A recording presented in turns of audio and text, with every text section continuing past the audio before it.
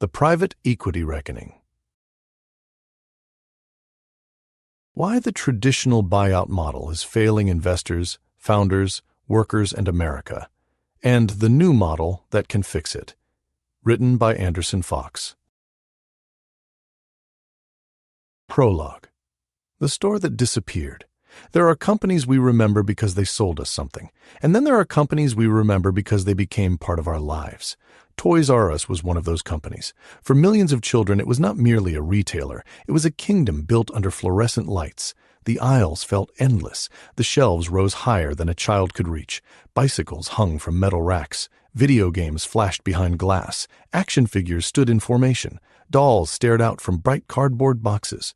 Somewhere in the distance, a child was always asking a parent for one more thing. The store understood anticipation.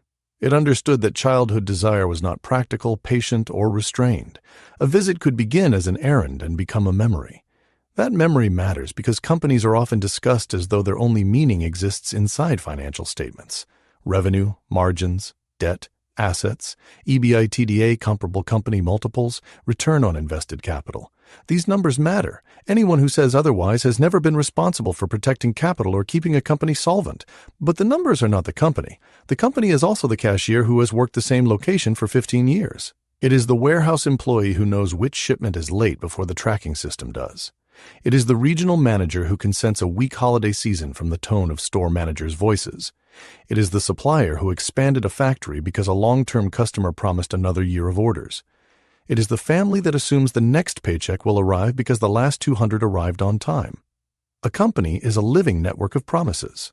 When ownership changes, those promises are placed in new hands. In 2005, Toys R Us was acquired by KKR, Bain Capital, and Vornado Realty Trust in a transaction valued at roughly $6.6 billion. More than $5 billion of the purchase price was financed with debt that the company itself became responsible for servicing. The transaction had all the language of modern finance. Experienced sponsors, sophisticated lenders, detailed forecasts, committees, advisors, and documents prepared by intelligent professionals. What it did not have was much room for error. Retail was changing. Walmart was powerful. Amazon was redefining convenience.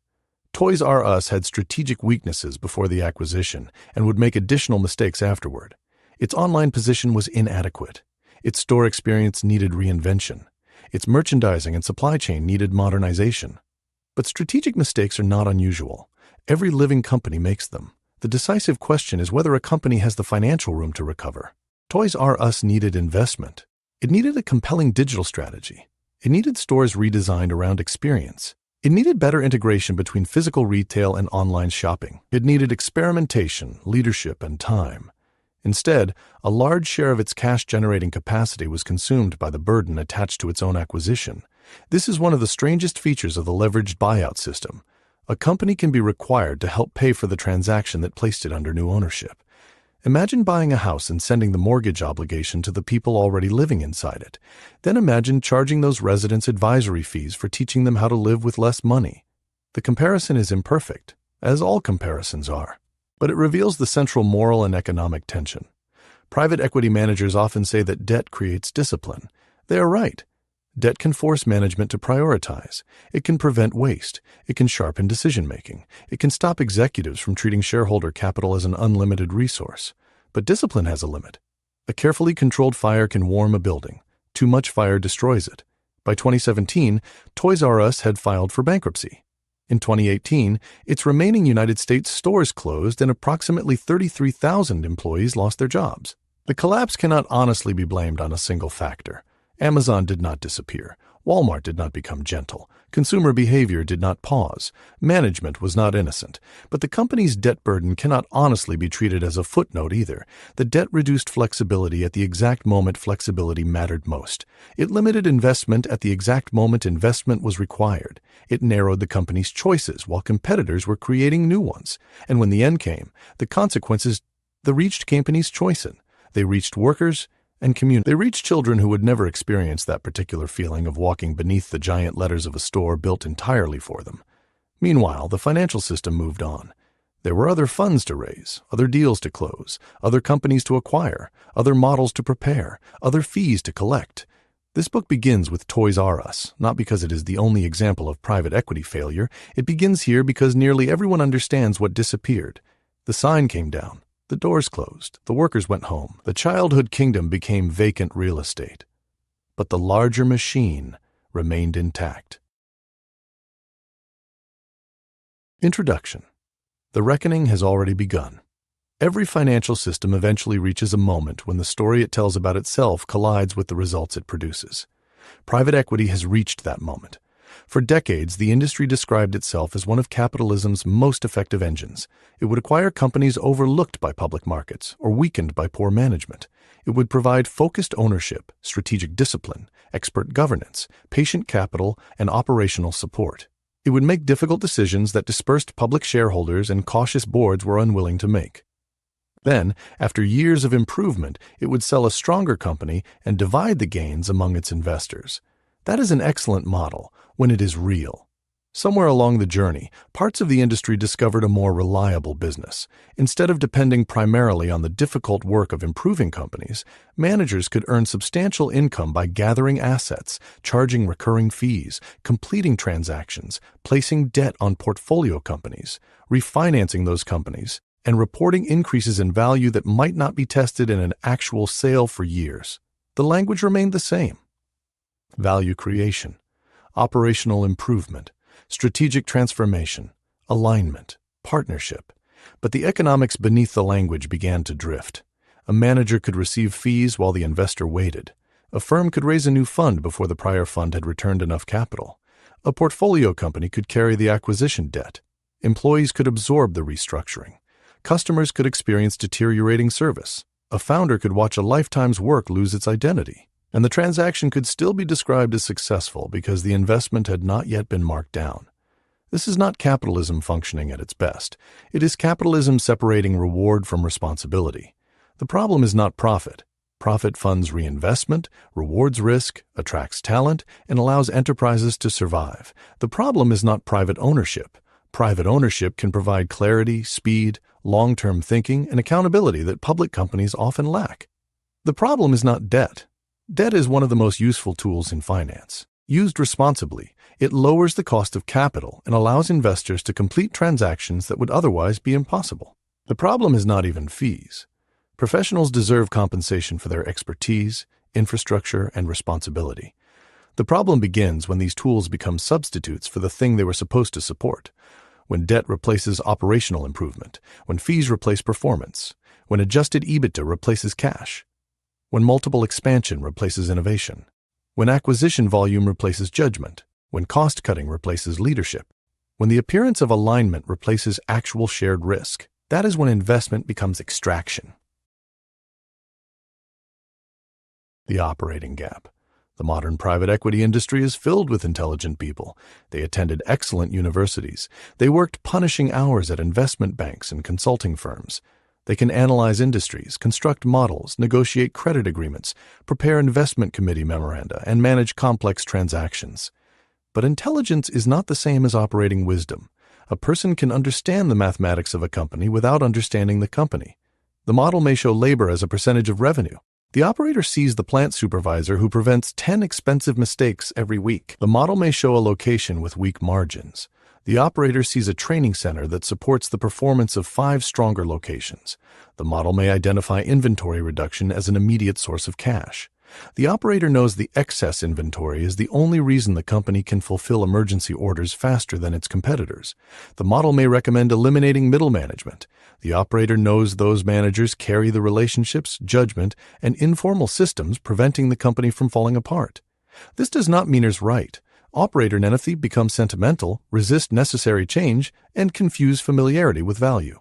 But when financial judgment operates without operating understanding, a company becomes vulnerable to decisions that look intelligent in a presentation and disastrous in practice. That is the operating gap. It is one of the most important reasons traditional private equity must change. The investor's frustration. The consequences are no longer confined to portfolio companies. Investors are asking harder questions. Where are the distributions? Why are holding periods becoming longer? Why do reported values remain stable when comparable public companies have declined? Why are managers requesting commitments to new funds before returning sufficient capital from old ones? How much have we paid in total fees? How much of the reported return is realized? How much came from operational growth, leverage, multiple expansion, or favorable financing markets? These are not hostile questions. They are ownership questions. An investor who commits capital has the right to understand not merely what a manager says an asset is worth, but how that value was created, what risks support it, and when it may become cash. The founder's regret. There is another person rarely centered in the private equity debate, the founder. For 20 or 30 years, the founder may have carried a company through recessions, customer losses, employee disputes, legal problems, sleepless nights, near bankruptcies, and moments of extraordinary growth. Then comes the offer. The numbers may be life-changing. The buyer speaks about partnership. The founder hears promises about preserving the culture, protecting employees, investing in expansion, and carrying the legacy forward. The transaction closes. Then the language changes. The founder becomes expensive. Long-serving employees become inefficient. Customer accommodations become margin leakage. Community commitments become non-essential costs. The company's building becomes a monetizable asset. Its cash flow becomes debt capacity. Its history becomes branding material. Its future becomes an exit assumption. Not every sale ends this way. But enough have ended this way that founders are asking a question that should concern the entire industry. Who am I really selling my company to? The false choice. Critics often present only two choices: accept the existing private equity model or reject private capital entirely. That is false. There is another choice. We can build a better model. A model in which managers earn extraordinary compensation when they produce extraordinary realized results. A model in which operating capability is present before the transaction, not introduced after the deal begins to fail. A model in which leverage supports the company's strategy rather than determining it. A model in which investor reporting reveals the true sources of performance. A model in which founders can negotiate meaningful legacy protections. A model in which employees participate in the value they help create. A model in which customers are treated as the source of enterprise value rather than obstacles to margin expansion. A model in which the company left behind matters. That is the argument of this book. Private equity does not need better public relations. It needs better ownership. It does not need a new vocabulary for the same behavior. It needs a different economic structure. It does not need to defend every practice merely because those practices have become common. It needs the courage to distinguish between what is profitable, what is sustainable, and what is right. The reckoning is not the end of private equity. It may be the beginning of what private equity was always supposed to become. Chapter 1. The beautiful story Wall Street sold America. The private equity story begins with a problem that is real. Public companies can become slow. Ownership is dispersed. Boards may hesitate. Executives can protect their positions. Quarterly expectations can crowd out difficult investments whose benefits will not appear for years. A company can carry too many divisions, too much bureaucracy, too little accountability, and no single owner willing to force a decision. Private equity offered an answer. Gather capital from long-term investors. Buy a company. Concentrate ownership. Give management clear priorities. Remove distractions. Invest where returns are strongest. Fix the balance sheet. Modernize operations. Build a better enterprise. Then, after the work is done, sell the company or return it to public markets at a higher value. The story was not fraudulent. In many cases, it worked. A focused owner can act faster than a public board. A skilled sponsor can recruit stronger leadership, negotiate better financing, open new markets, improve procurement, fund technology, and make acquisitions that a family-owned company could not finance alone.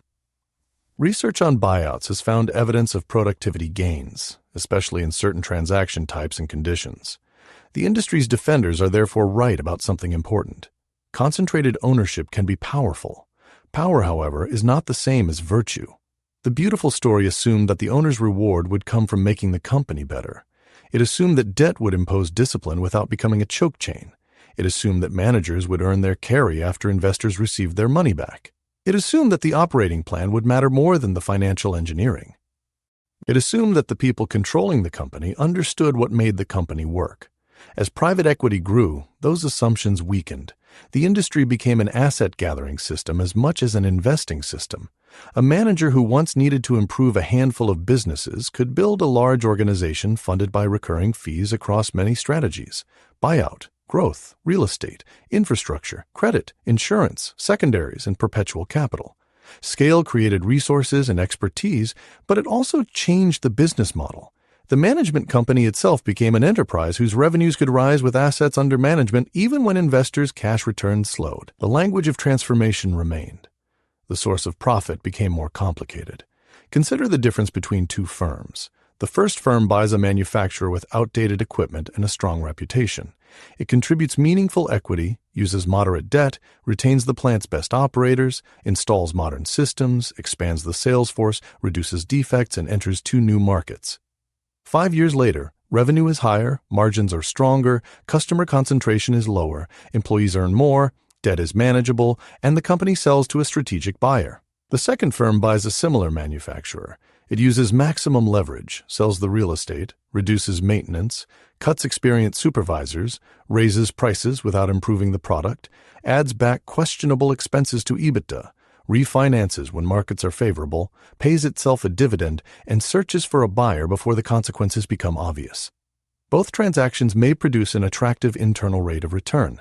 They are not the same form of ownership. One creates capability. The other harvests optionality. The central failure of the traditional debate is that it treats private equity as one thing. It is not. It is a legal structure, a financing method, an ownership system, and a collection of practices used by firms with radically different skill, discipline, and ethics. That is why simple slogans fail. Private equity destroys jobs is too broad. Private equity makes companies efficient is too broad. Debt creates discipline is incomplete. Managers are aligned because they earn carry is incomplete. The right question is not whether private equity is good or bad.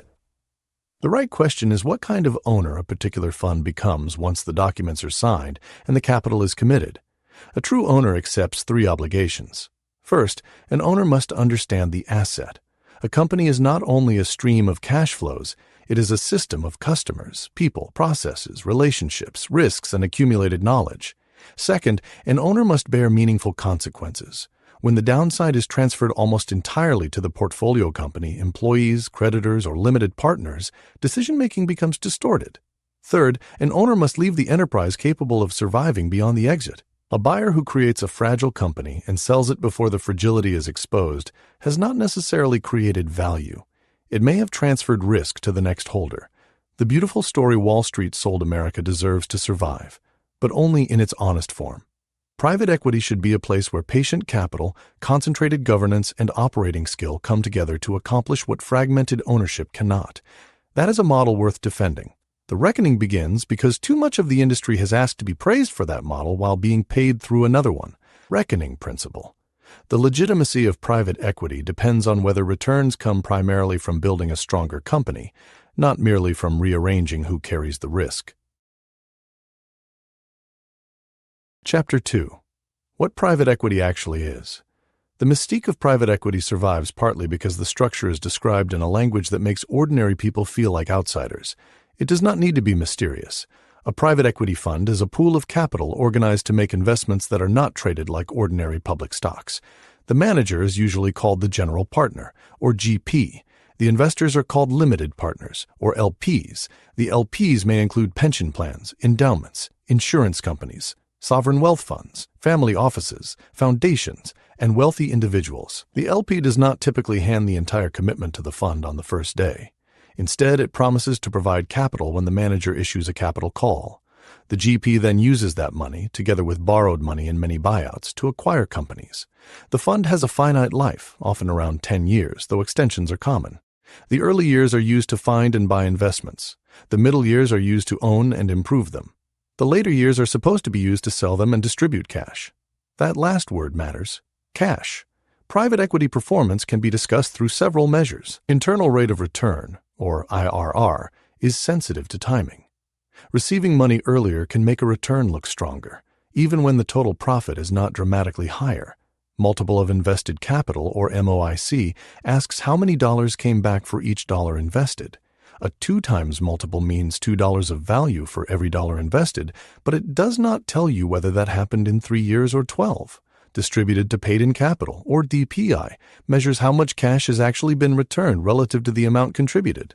Investors increasingly care about DPI because paper gains do not pay benefits, fund scholarships, or meet future capital calls. Residual value to paid-in capital, or RVPI, represents the value the manager assigns to investments still held. This can be reasonable and carefully determined, but it is still an estimate until a sale occurs. Total value to paid-in capital, or TVPI, combines distributed cash and remaining estimated value. The fund manager is generally paid in two broad ways. The first is the management fee, often calculated as a percentage of committed capital during the investment period and later as a percentage of invested capital or another base. The second is carried interest, a share of investment profits after specified conditions are met. The famous phrase 2 and 20 refers to a 2% management fee and 20% of profits. Real agreements vary. Fee rates may decline, offsets may apply, preferred returns may be included, and the waterfall can be structured in different ways. But the basic concern remains. Fixed fees can provide substantial income before final investment performance is known. At the company level, the signature transaction is the leveraged buyout. Suppose a fund buys a company for $500 million. It may contribute $200 million of equity and finance the remaining $300 million with debt. If the company later sells for $650 million after paying the debt down to $200 million, the equity value is $450 million. The fund has more than doubled its original $200 million investment before fees and other adjustments. Leverage magnifies the outcome. If the company performs well, debt can increase the equity return. If the company performs poorly, the same debt can destroy the equity and threaten the company's survival. The debt is usually placed at or supported by the portfolio company.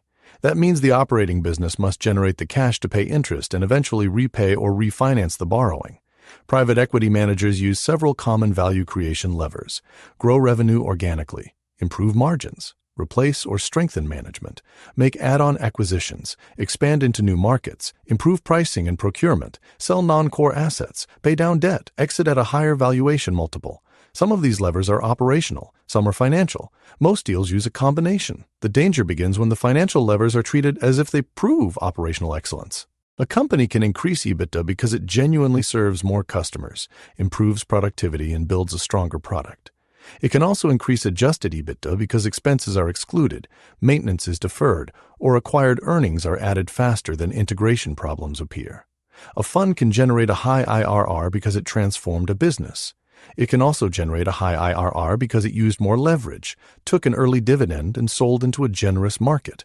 The headline number does not tell the whole story. There are also newer structures. A continuation fund allows a sponsor to move an asset from an older fund into a new vehicle, giving existing LPs a choice, at least in principle, between taking liquidity or rolling their interest forward. Continuation vehicles can preserve ownership of a good company that needs more time. They also create conflicts because the sponsor may influence both sides of the transaction. A net asset value loan, or NAV loan, is borrowing secured by a fund's portfolio rather than a single company. It can help manage liquidity or finance follow-on investments. It can also add leverage at a level less visible to someone looking only at portfolio company balance sheets. Private credit funds lend directly to companies, often including sponsor-backed borrowers. This can provide flexible capital when banks are unwilling or slow. It also creates a web of relationships in which alternative asset managers may be owners, lenders, advisors, and counterparties across connected vehicles. None of these tools is automatically abusive. The issue is always the same: who benefits, who decides, who bears the downside, and what is disclosed. Private equity is not magic. It is a set of contracts and incentives wrapped around ownership. Once the structure is understood, the mystique disappears. And once the mystique disappears, the questions become unavoidable. Reckoning principle. Do not evaluate a private equity investment by its label. Follow the cash, the control, the leverage, the fees, and the consequences. Chapter 3. The investors behind the investors. When people hear the words private equity investor, they often imagine a billionaire in a glass office overlooking Manhattan. Sometimes that picture is accurate. Often it is not. Behind many private equity commitments are teachers, firefighters, nurses, police officers, university employees, factory workers, and retirees. Their pension systems allocate capital to private funds in the hope of earning returns that help pay promised benefits. Endowments invest to support scholarships, research, and institutions meant to outlive the people currently managing them. Insurance companies invest to match long-dated liabilities. Foundations invest so that grants can continue through future generations. The LP is an institution. The money belongs to people. That reality changes the moral frame. When a fund reports an unrealized gain, the number may appear on a quarterly statement as a neat percentage, but the pension plan cannot pay a retiree with a percentage. It needs cash. The university cannot renovate a laboratory with an appraisal. It needs distributions. The foundation cannot fund a clinic with an optimistic valuation. It needs liquidity. This is why the long drought in private equity distributions created more than inconvenience. It exposed the difference between reported wealth and usable capital. An institutional investor operates a portfolio.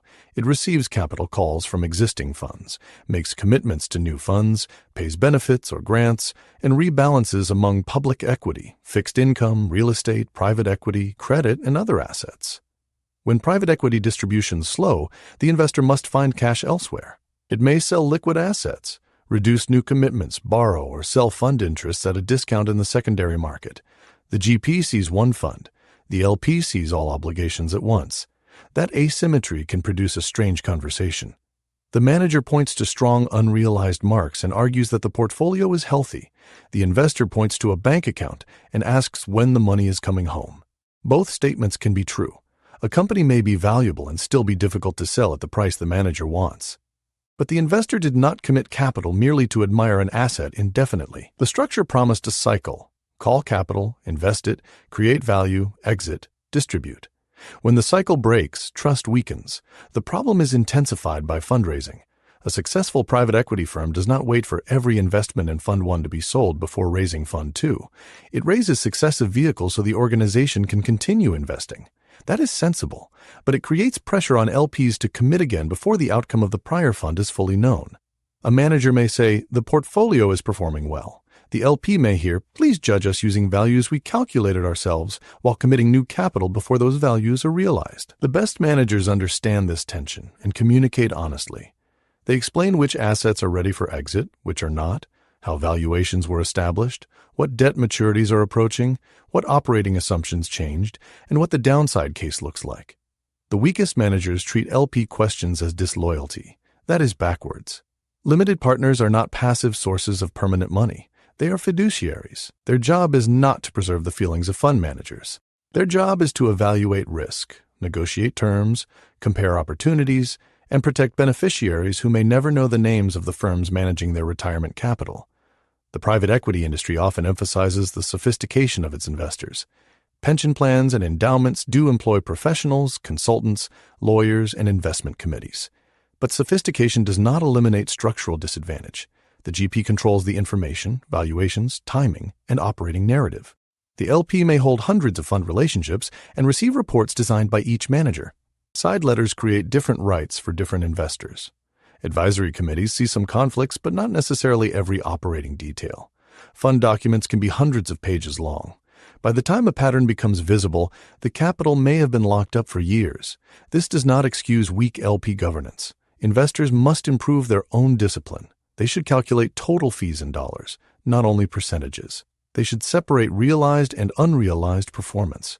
They should examine how much value came from revenue growth, margin expansion, debt reduction, acquisitions, and multiple change. They should compare fund cash flows with public market alternatives using appropriate public market equivalent methods. They should ask whether the manager's marks have historically predicted exit values. They should track extensions, continuation transactions, NAV borrowing, and related party arrangements.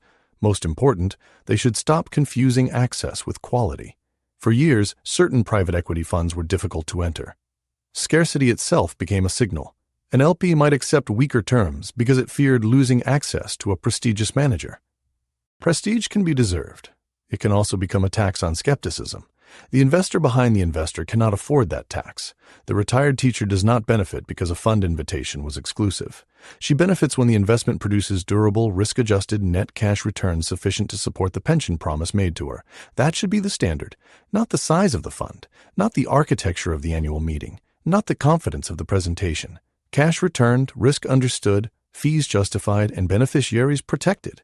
Reckoning principle. Every dollar in a private equity fund has a human purpose behind it. The manager's duty is not to the prestige of the strategy, but to the people whose future depends on the capital. Chapter 4. When investors became gamblers. The difference between an investor and a gambler is not that one takes risk and the other does not. Both take risk. The difference is whether the risk is understood, controlled, and connected to a credible process for creating value. A gambler is not always reckless in appearance. He may wear a suit, speak in probabilities, and build a complicated spreadsheet. He may call speculation a thesis and momentum a strategy. The language can be sophisticated while the underlying bet remains simple. Someone else will pay more later. Private equity becomes gambling when acquisition discipline gives way to transaction hunger. A fund raises billions of dollars. The management fee begins. The investment period has a deadline. Partners need deals for their track records. Junior professionals need deals for promotion. Lenders need assets. Advisors need transactions. The organization is built to deploy capital. Cash waiting in a fund is called dry powder, as if unused money were ammunition failing to perform its natural function. The willingness not to invest is one of the purest forms of investment discipline. The pressure to deploy can distort judgment in several ways. First, it can lower standards. A company with customer concentration, weak systems, unresolved legal exposure, or excessive owner dependence may be approved because the deal team believes it can be fixed later. Second, it can encourage optimistic underwriting. Revenue growth is projected from a sales force that has not been hired. Margin expansion assumes savings that have not been validated. Add-on acquisitions appear in the model before targets have been identified. Exit multiples are justified using peak market comparables. Third, it can turn price into a secondary concern. When money is abundant and competition is intense, managers persuade themselves that a great company is worth almost any price. It is not. A great company can be a terrible investment when the price assumes perfection. Fourth, it can replace operational diligence with consultant diligence. Reports arrive in polished binders. Market studies describe attractive growth. Quality of earnings work normalizes EBITDA. Commercial diligence surveys customers. Each workstream may be competent, yet no one may truly understand how the company functions at 7 o'clock on a Monday morning. Who opens the plant? Which employee can stop production? Which customer relationship depends on the founder? Which supplier grants favorable terms because of a 20-year handshake? Which software workaround holds the billing system together? Which branch manager is generating the profits that support 3-week locations? These facts rarely fit cleanly into a model. They determine whether the model survives contact with reality. A true investor is curious about the unglamorous machinery of value. A gambler is curious about the exit. This distinction explains why operating experience matters. Many investment professionals have never run a business. That fact alone does not disqualify them. A surgeon does not need to have suffered every disease to treat a patient. Expertise can be built through study, pattern recognition, and collaboration. But humility is mandatory. The problem is not that a manager lacks operating experience. The problem is when the manager lacks operating experience and does not know what that absence prevents him from seeing. A spreadsheet compresses a company. It turns thousands of decisions into assumptions. That compression is necessary. It is also dangerous. The model cannot tell you whether a chief executive inspires trust, whether a customer complaint is an isolated event or a symptom, whether a cost reduction will improve discipline or destroy morale, or whether a new system will be adopted by the people expected to use it. The investor must move between the model and the floor. He must ask whether the financial thesis has an operating mechanism. Grow revenue by 10% is not a mechanism. Hire 12 experienced account executives, narrow the territory design, improve lead qualification, reduce quote time from 5 days to 1, and change compensation toward gross profit is a mechanism. Expand margins by 300 basis points is not a mechanism. Consolidate purchasing across 5 plants, reduce scrap through process controls, redesign overtime scheduling, and renegotiate freight lanes is a mechanism. A real investment thesis can be translated into actions, owners, dates, resources, and measurable results. A gamble is an assumption waiting for a favorable market. The worst gambling occurs when the gambler does not personally bear the full loss.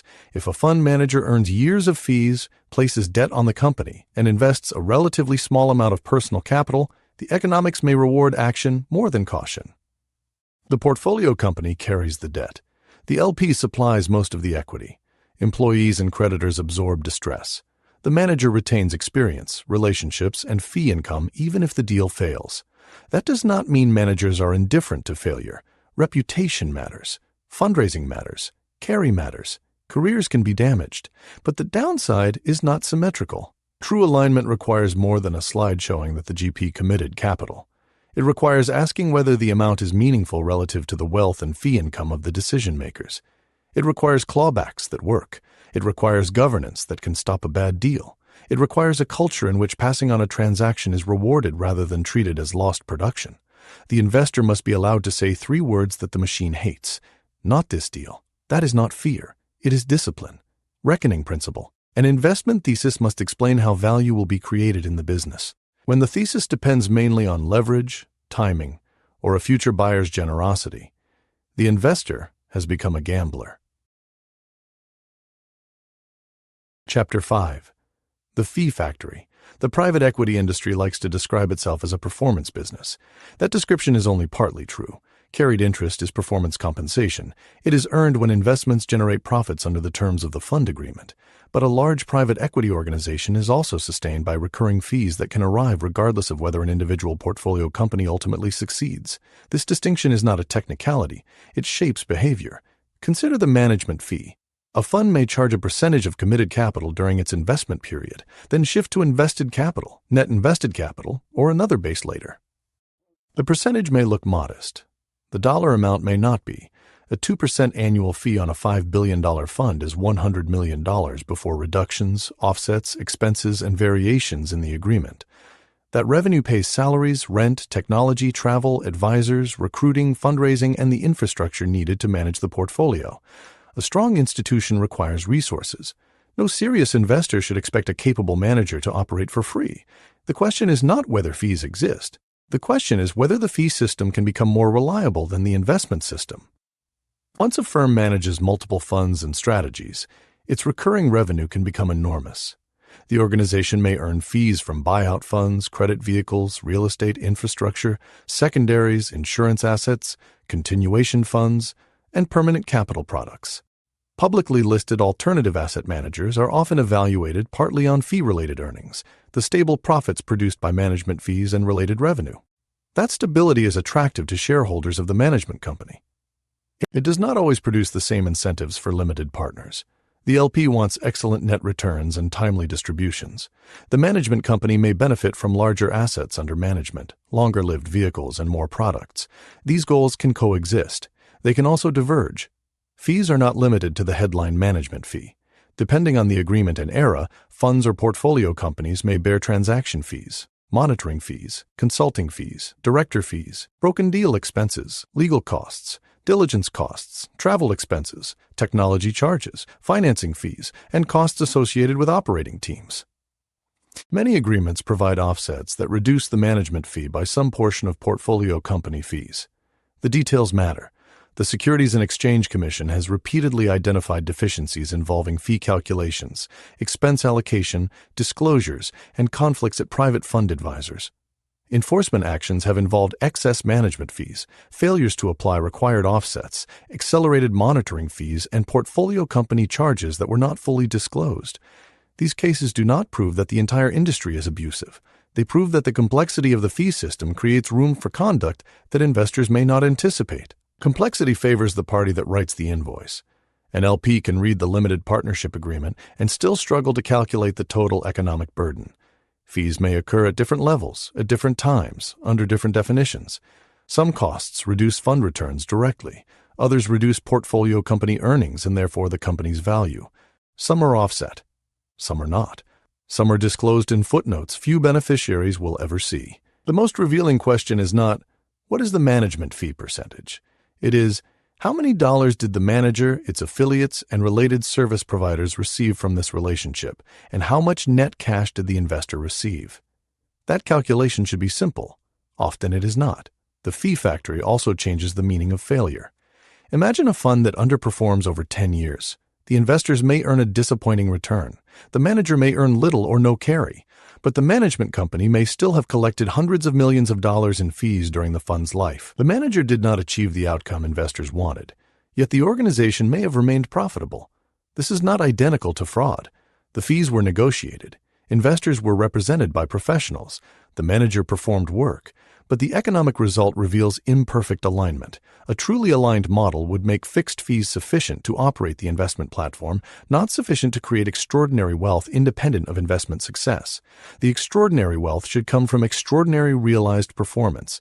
That principle sounds obvious. It becomes controversial only because the existing system is profitable. The solution is not one universal fee schedule. Different strategies require different resources. A distressed fund, a lower middle market buyout fund, and a global infrastructure platform do not have identical cost structures. The solution is transparency and proportionality. Investors should know the total fees and expenses in dollars, who received them, whether they were charged to the fund, the manager, or the portfolio company, which amounts were offset, how related party services were priced, what the manager earned before carry, what the LP received in realized cash, how fees affected the public market equivalent result. Fee disclosure should not require forensic accounting. The fee factory survives because percentages feel abstract. 1% sounds small. A few basis points sound harmless. A monitoring agreement sounds administrative. But a fee compounded across years and layered across entities can consume a meaningful share of value. The investor should never be embarrassed to ask about it. A manager who creates real value should be proud to show exactly how the economics worked. Reckoning principle. Fixed fees should fund the work. Realized performance should create the fortune. Chapter 6. Heads I win, tails the company pays. Every investment involves risk. The central question is where that risk lands when the assumptions fail.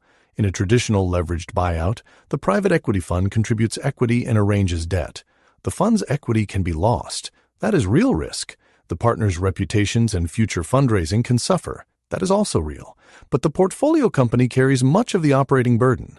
The company must pay the interest. The company must comply with covenants. The company must refinance the maturity. The company must manage working capital within the constraints of the capital structure. If revenue falls or costs rise, the company, not the presentation, must survive the gap. This arrangement can create a dangerous asymmetry. The sponsor controls major decisions. The portfolio company absorbs the consequences. The limited partners provide most of the equity. Employees, suppliers, customers, and communities experience the operating fallout.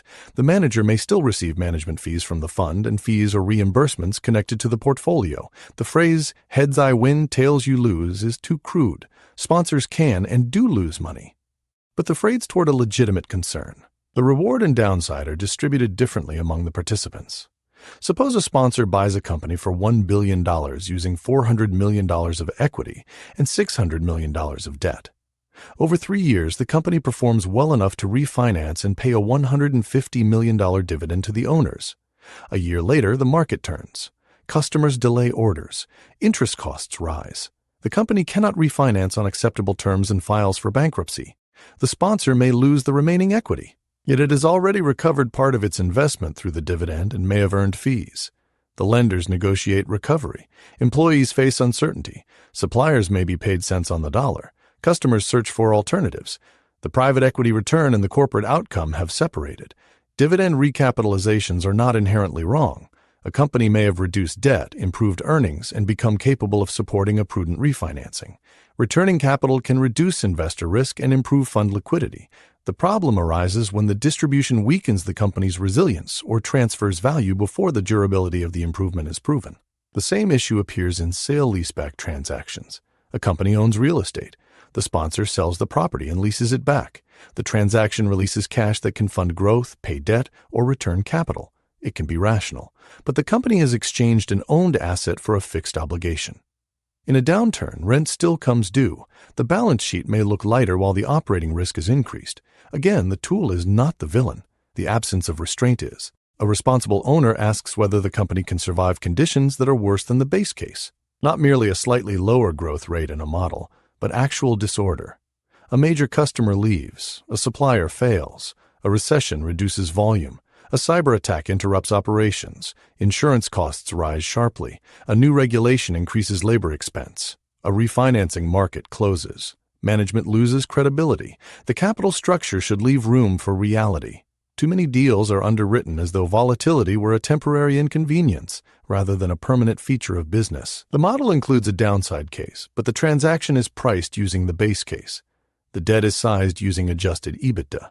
The board celebrates a thin covenant package as flexibility.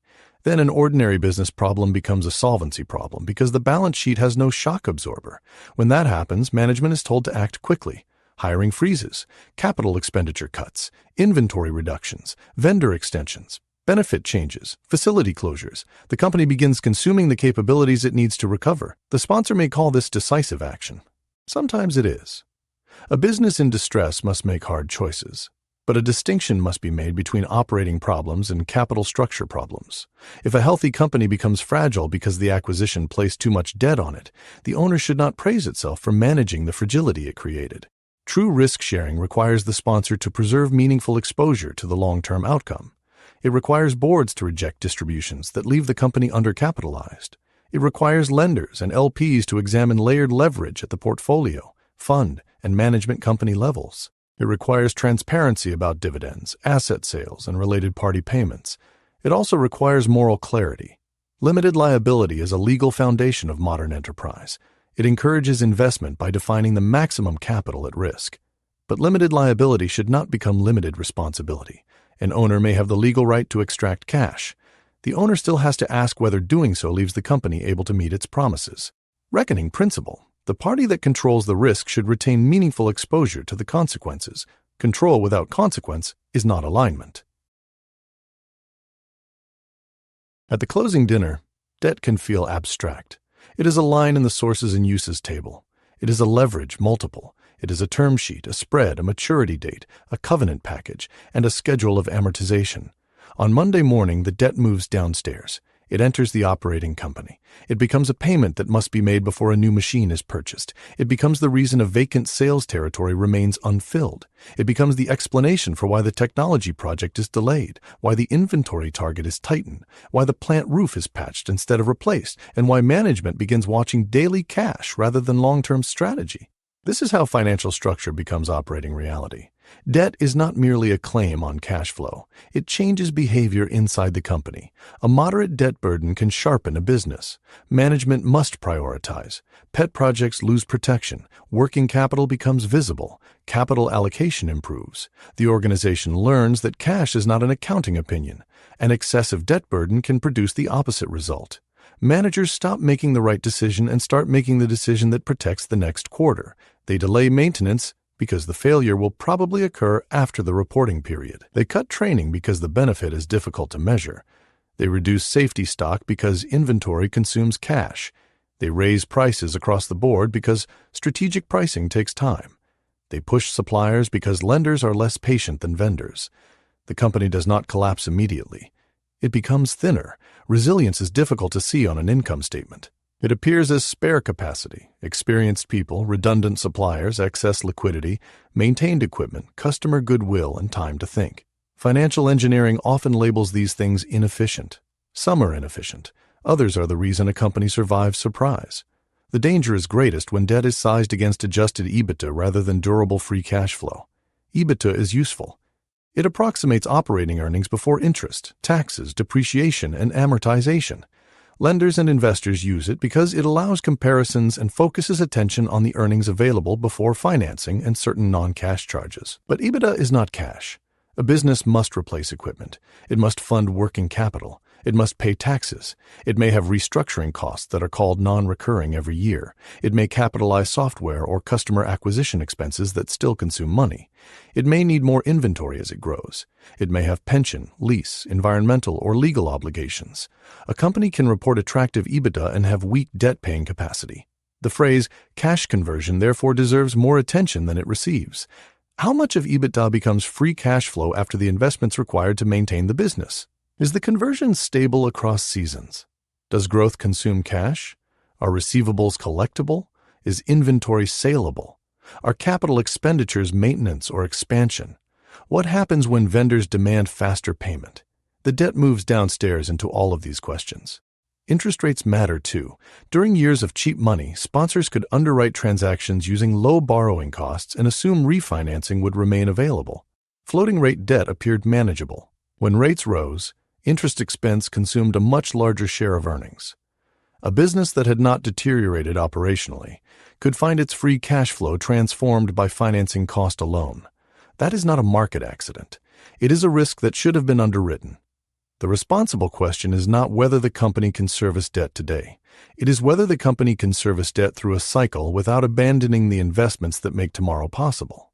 A debt structure should be tested against lower revenue, lower margins, higher rates, delayed customer payments, required capital expenditures, a failed acquisition, a lost contract, a refinancing delay. The test should be based on reported earnings, not only a sponsor's adjusted figure. It should include the cash cost of the plan. If margin expansion requires severance, systems, consultants, and plant modifications, those uses of cash belong in the model. Most importantly, the board should establish a minimum resilience standard. The company should maintain adequate liquidity, covenant headroom, and capacity for maintenance investment. Dividends should be prohibited if they push the business below that standard. A company is not safer because the debt documents permit a distribution. A company is safer because it can survive what the documents did not predict. The best sponsors understand this. They use debt carefully, refinance early, extend maturities, and contribute additional equity when the company needs it. They know leverage can improve an investment but cannot repair a weak business. The weakest sponsors behave as though the lender's willingness to provide money proves the company can safely carry it. Lenders can be wrong. Markets can be generous. Models can be precise and false. The debt always moves downstairs. The people operating the company live with what the deal team arranged upstairs. Reckoning principle. Size debt to durable free cash flow under stress, not to the most flattering version of adjusted earnings. Chapter 8. The Mathematics of Financial Engineering. Financial engineering is often used as an insult. It should not be. Finance is an engineering discipline when practiced well. It arranges capital, risk, timing, control, and incentives so productive assets can be built, acquired, or improved. A sensible capital structure can lower risk and increase value. A refinancing can protect a company. A hedging program can stabilize cash flow. An acquisition can create scale that neither business could achieve alone. The problem is not engineering. The problem is when the mathematics creates the appearance of value without the substance of improvement. Begin with leverage. A company is purchased for 10 times EBITDA. Half the price is financed with debt. If earnings remain flat and the company is sold at the same multiple after debt has been reduced, the equity investor can earn a meaningful return even though the enterprise did not grow. That return is not imaginary. Debt paydown created equity value, but the source of return was financing and cash extraction from the company, not necessarily a better business. Next comes multiple expansion. Suppose the company is bought for 10 times EBITDA and sold for 12 times.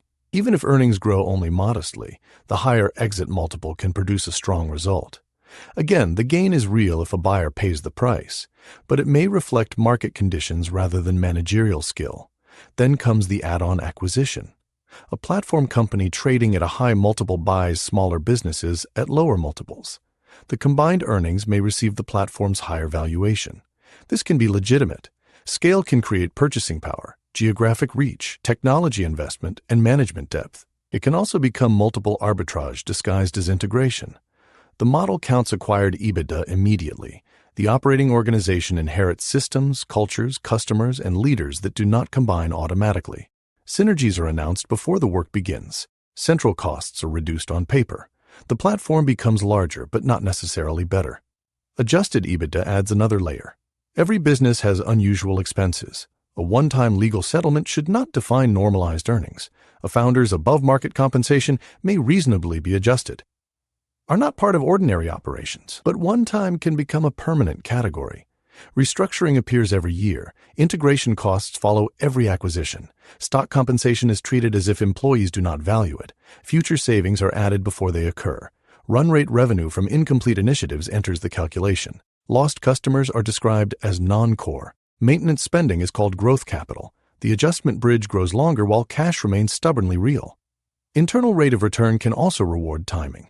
If a sponsor invests $100 million and receives a $60 million dividend after 1 year, the early cash distribution can increase IRR even if the remaining investment produces only moderate value. An IRR may therefore look impressive while the total multiple is ordinary. This does not make IRR useless. It makes it incomplete. A serious performance review should examine at least 4 dimensions. How much cash came back? How long did the capital remain at risk? What risks were taken to produce the return? What portion of value came from genuine operating improvement? That fourth question is the one most often buried. A value creation bridge should separate organic revenue growth, pricing, volume, margin improvement, acquired earnings, debt paydown, multiple change, dividends and recapitalizations, currency and market effects. If most of the gain came from leverage and multiple expansion, the manager may still have made a good investment. It should not claim an operating transformation it did not produce. The mathematics can be further complicated by subscription credit lines. These facilities allow a fund to borrow against LP commitments rather than call capital immediately. They can simplify administration and bridge short-term funding. Because IRR is measured from the timing of LP cash flows, delaying a capital call can mechanically improve reported IRR without changing the underlying company's performance. The industry knows this. Sophisticated LPs adjust for it. Yet headline performance can still benefit from the timing effect. The same principle applies to valuation. If an unrealized asset is marked higher, TVPI rises. No cash has arrived. The model has changed. Financial engineering becomes dangerous when every lever points in the same direction. More debt, more adjustments, more aggressive marks, earlier dividends. Longer holding periods. New vehicles that postpone a sale. Individually, each decision may have a reasonable explanation. Together, they can manufacture confidence. The antidote is not to reject financial sophistication. It is to demand reconciliation with cash and operating reality. Every model should answer, what happened without adjustments? What happened without multiple expansion? What happened without leverage? What happened on a cash basis? What capability did the company gain? What risk did it inherit? The mathematics should illuminate the business. It should not become a curtain in front of it. Reckoning principle. A return can be financially valid and still reveal little operating skill. Separate the sources of value before praising the result. Chapter 9. The Valuation Mirage. A public stock has a visible price. It may be irrational, volatile, or temporarily disconnected from fundamental value, but the price reflects what buyers and sellers are willing to do today. A private company has an opinion. The opinion may be carefully developed.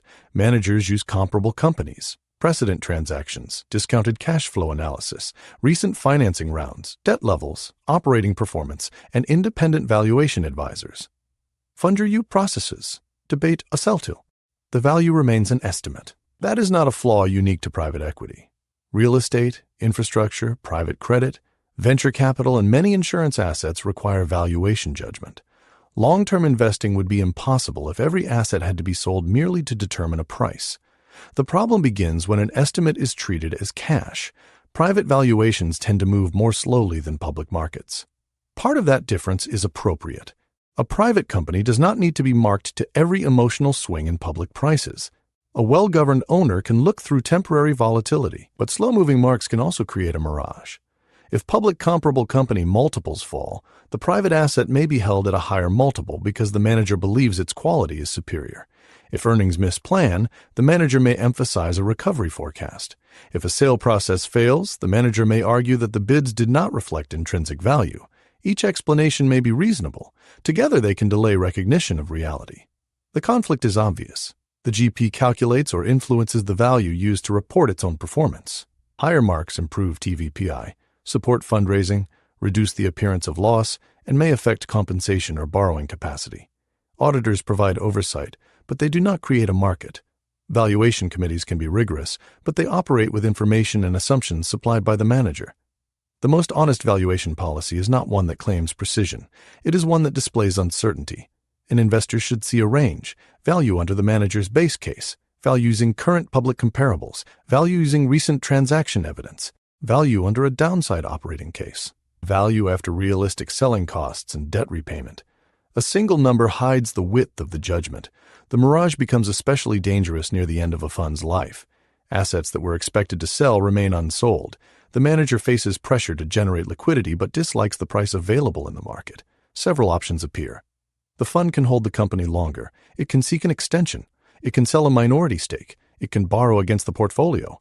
It can move the company into a continuation vehicle. It can sell to another sponsor. Each option can be legitimate, but each also delays or complicates the clean test of an arm's-length sale. Continuation funds deserve particular care. The sponsor believes the company has more value to create. Existing LPs may sell their interests or roll into the new vehicle. New investors provide capital. The company receives more time. The conflict is that the sponsor is connected to both sides. It wants a price low enough to attract the new vehicle and high enough to treat the old fund fairly. It may earn fees and carry in the next structure. Independent advisors and LP committees help, but the basic tension remains. A transparent process should disclose bids, valuation methods, conflicts, fees, and alternatives. Rolling LPs should understand what they are accepting. Selling LPs should not be pressured by an artificially short timeline. The sponsors should invest meaningful capital on the same terms. Valuation matters beyond reporting. Marks can support NAV loans. They can influence collateral, fund-level leverage, secondary pricing, and institutional allocation decisions. A portfolio that appears stable may allow an LP to avoid recognizing an overweight position. A later correction can arrive all at once. The solution is not forced pessimism. Systematically undervaluing assets would also distort decisions. It could transfer value from selling investors to buyers and encourage opportunistic transactions. The solution is evidence and accountability. Managers should track the relationship between prior marks and actual exit values. Did assets routinely sell near the reported value? Were write-downs taken before or only during a sale? Did the fund use consistent methodologies across good and bad periods? How much of the portfolio has been valued using stale transaction evidence? What percentage of value is supported by third-party bids? The LP should ask a blunt question. If the company is worth this amount, who is willing to pay it? Sometimes the answer is, no one today, but we believe time will prove us right. That can be a sound investment judgment. It should not be confused with liquidity. Private equity's advantage is patience. Its temptation is using patience to postpone truth. Reckoning principle. A private valuation is a disciplined estimate, not a distribution. Treat it with respect and with doubt. Chapter 10. The Founder's Last Day. A founder can remember the day the company began with uncomfortable precision. The first customer, the first employee, the first month payroll nearly failed, the first bank that said no, the first year the business finally produced enough cash to breathe. Years later, the company may look inevitable. It has buildings, managers, customers, systems, and a reputation. Buyers describe it as a platform. Lenders call it a credit. Advisors calculate a multiple. The founder remembers when it was a promise nobody else could see. That is why selling a business is not only a financial transaction. It is an identity event. The founder may be ready. Age, health, family, diversification, fatigue, or a desire for a new chapter can make a sale the right decision. Private equity can offer liquidity while allowing the founder to retain equity and participate in future growth. A skilled sponsor can professionalize the company, recruit leadership, finance expansion, and protect what the founder built.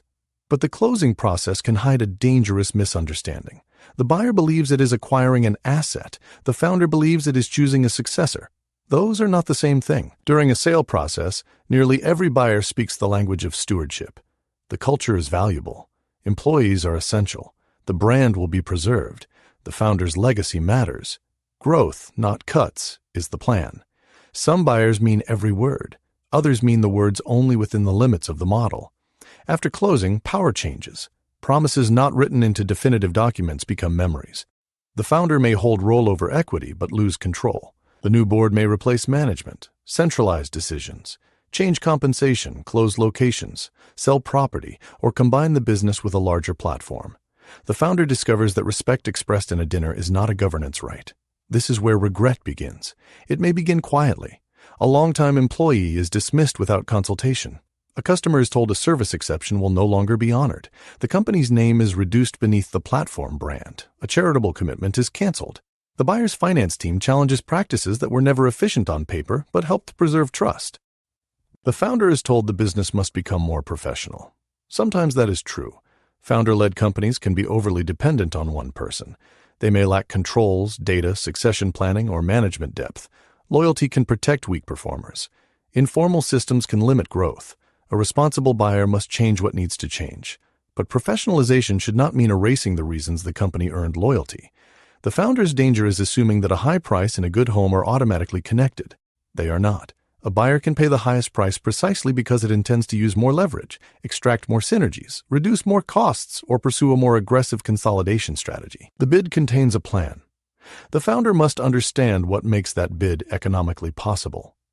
Before signing, the founder should ask, how much debt will the company carry at closing? What is the first 100-day plan? Which employees are considered duplicative? Will the company's real estate be sold? What fees will the company pay to the sponsor or affiliates? How are add-on acquisitions financed? What decisions require founder or minority approval? What happens if the founder and sponsor disagree about strategy? Can the rollover equity be diluted? What is the expected holding period and exit route? How has the buyer treated founders in prior deals? Reference calls should not be limited to successful CEOs selected by the buyer. The founder should speak with people who disagreed, left early, missed plan, or lived through a difficult year. The founder should also decide what legacy means. Is it preserving the name, keeping a headquarters in the community, protecting employees for a period, maintaining product quality, honoring customer commitments, funding a pension, retaining family involvement? A vague desire cannot be enforced. A specific priority can be negotiated. Not every legacy protection should be absolute. A buyer cannot responsibly promise that no employee will ever be terminated or that no location will ever close. Markets change. Performance matters, but a founder can negotiate process, notice, consultation, investment commitments, brand use rules, headquarters covenants, employee equity programs, capital expenditure minimums, or board rights over defined decisions. The most powerful protection is buyer selection. Founders should evaluate the buyer's economics, behavior, and time horizon, not only its price. A lower bid from a disciplined builder may preserve more value than a higher bid from an extractor, especially when the founder retains equity or cares deeply about the company's future. The last day of founder control arrives sooner than most founders feel. It is not the retirement party, it is the closing. After the wire arrives, gratitude and nostalgia do not govern the company. Documents, debt, board rights, incentives, and people do. The founder must choose those while choice still exists. Reckoning principle. A founder does not merely sell shares. A founder selects the next steward. Price matters, but the buyer's model becomes the company's future. Chapter 11. Employees are not an expense line. A spreadsheet treats labor as a cost. A company experiences labor as capability. The distinction matters because private equity often begins with a margin opportunity. The target's selling, general, and administrative expenses are higher than peers. Layers of management appear excessive. Facilities overlap. Compensation has drifted. Productivity is weak. These conditions can be real. Businesses accumulate complexity. Roles survive after their purpose disappears. Managers protect territory. Meetings replace decisions. Aminish's company by removing bureaucracy and setting clearer accountability. The problem begins when every reduction is called efficiency. An experienced employee is not only a salary and benefit line. She may carry customer trust, process knowledge, supplier relationships, technical judgment, informal authority, and the memory of prior mistakes. Much of that value is absent from the balance sheet. When she leaves, the company may not notice immediately. The monthly payroll improves. The margin rises. The presentation celebrates progress. Then a customer issue takes 3 days instead of 3 hours. A production problem repeats because no one remembers the earlier fix. A new employee receives weak training. A supplier stops granting flexibility. The remaining team works longer, makes more mistakes, and begins to leave. The cost reduction becomes a capability reduction. This is why headcount decisions require operating intelligence. The owner must distinguish between 4 categories: work that should stop, work that should be automated, work that should be redesigned, work that remains essential and must be performed by capable people. Weak restructurings begin with a percentage target. Reduce overhead by 10%. Strong restructurings begin with the operating model. What must the company be able to do, at what quality, speed, and cost? The order matters. Layoffs also affect people who remain. Employees watch how colleagues are treated. If cuts appear arbitrary, trust collapses. Workers stop sharing bad news because visibility feels dangerous. Managers protect themselves. High performers take calls from recruiters. The organization becomes politically quiet and operationally fragile. Fear can produce short bursts of output. It rarely produces durable excellence.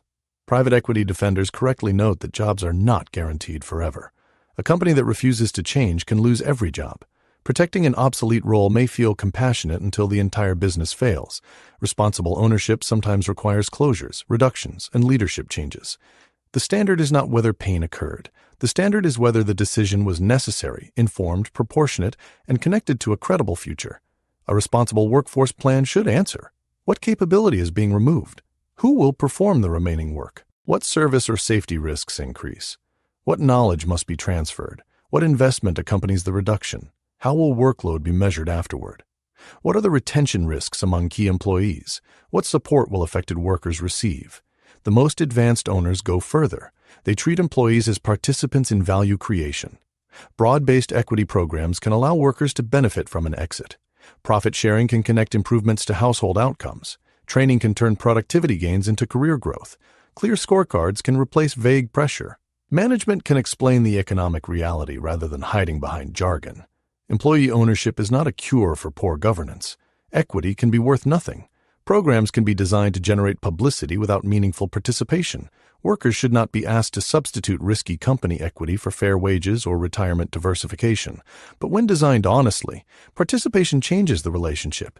The employee sees how daily actions affect value. The sponsor acknowledges that wealth creation did not come only from capital in the boardroom.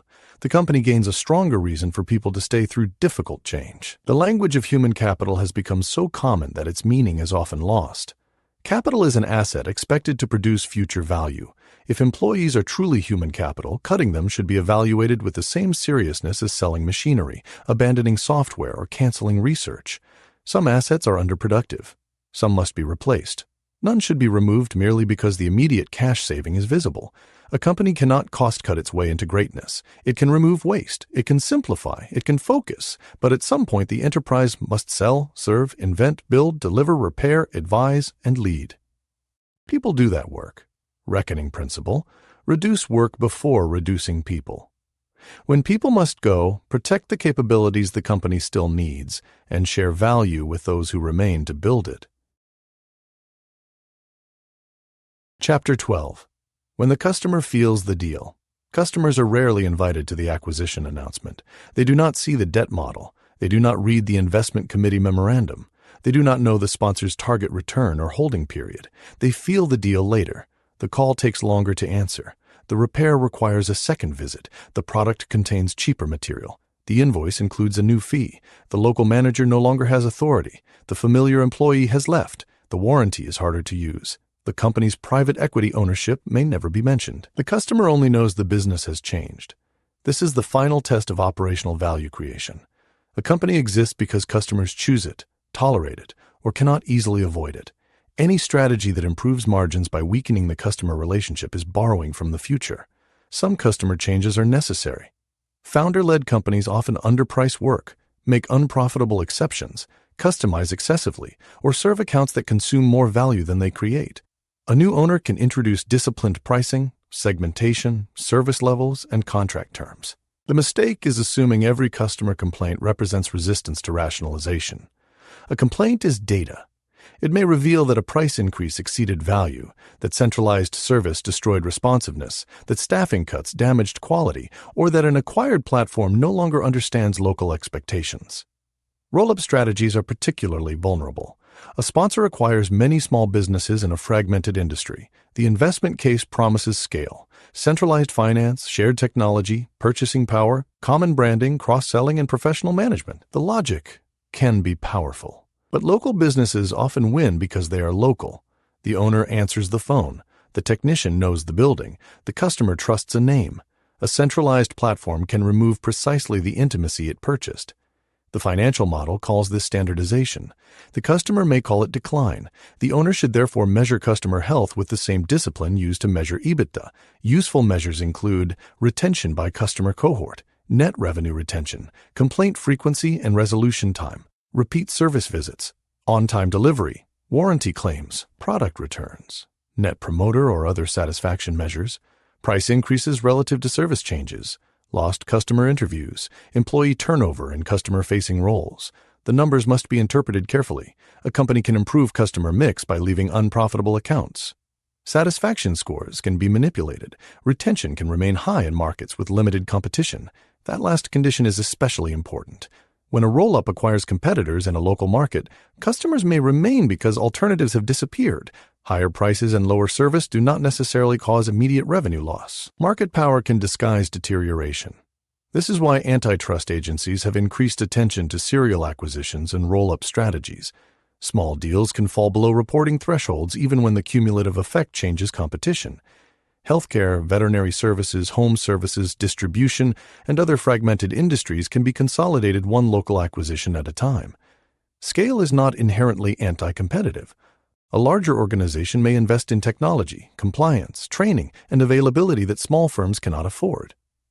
The concern arises when consolidation becomes a substitute for improvement, when the return depends on buying competitors, reducing choice, and raising prices. The customer should be central to diligence before a deal closes.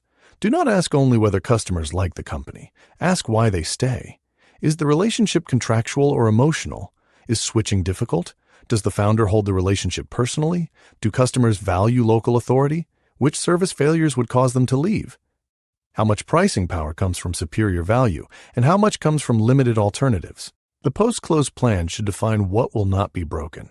A customer promise may involve response time, product quality, continuity of personnel, local decision rights, or service transparency. These should be monitored at board level, especially when cost initiatives are aggressive. The company's valuation is ultimately a claim on future customer behavior. No multiple can escape that fact.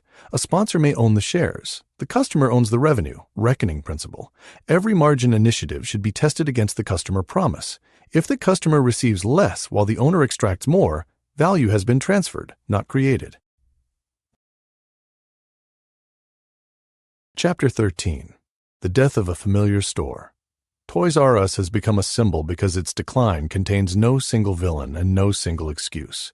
The company faced powerful competitive forces before private equity arrived. Walmart used toys to attract families and could price aggressively. Amazon changed shopping behavior and removed the limits of shelf space. Toys R Us had made a costly strategic decision to rely on Amazon for online sales rather than fully develop its own digital capability. Stores needed investment. The experience had become less magical than the memory. Any honest analysis must begin there. Private equity did not invent the internet, but ownership determines how a company responds to disruption. When KKR, Bain Capital, and Vornado Realty Trust acquired Toys R Us in 2005, the deal placed more than $5 billion of debt on the company. Debt service consumed cash that could otherwise have supported stores, technology, logistics, pricing, or experimentation. The business entered one of the most consequential transitions in retail history with a capital structure that demanded predictability. Disruption is the opposite of predictable. A retailer confronting Amazon did not need only a cost program. It needed permission to fail intelligently.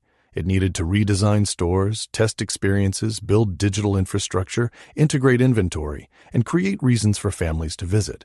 Some investments would not work. The winners would require time. Debt reduced that time. The case illustrates a broader pattern. A capital structure can turn a strategic challenge into a fatal event.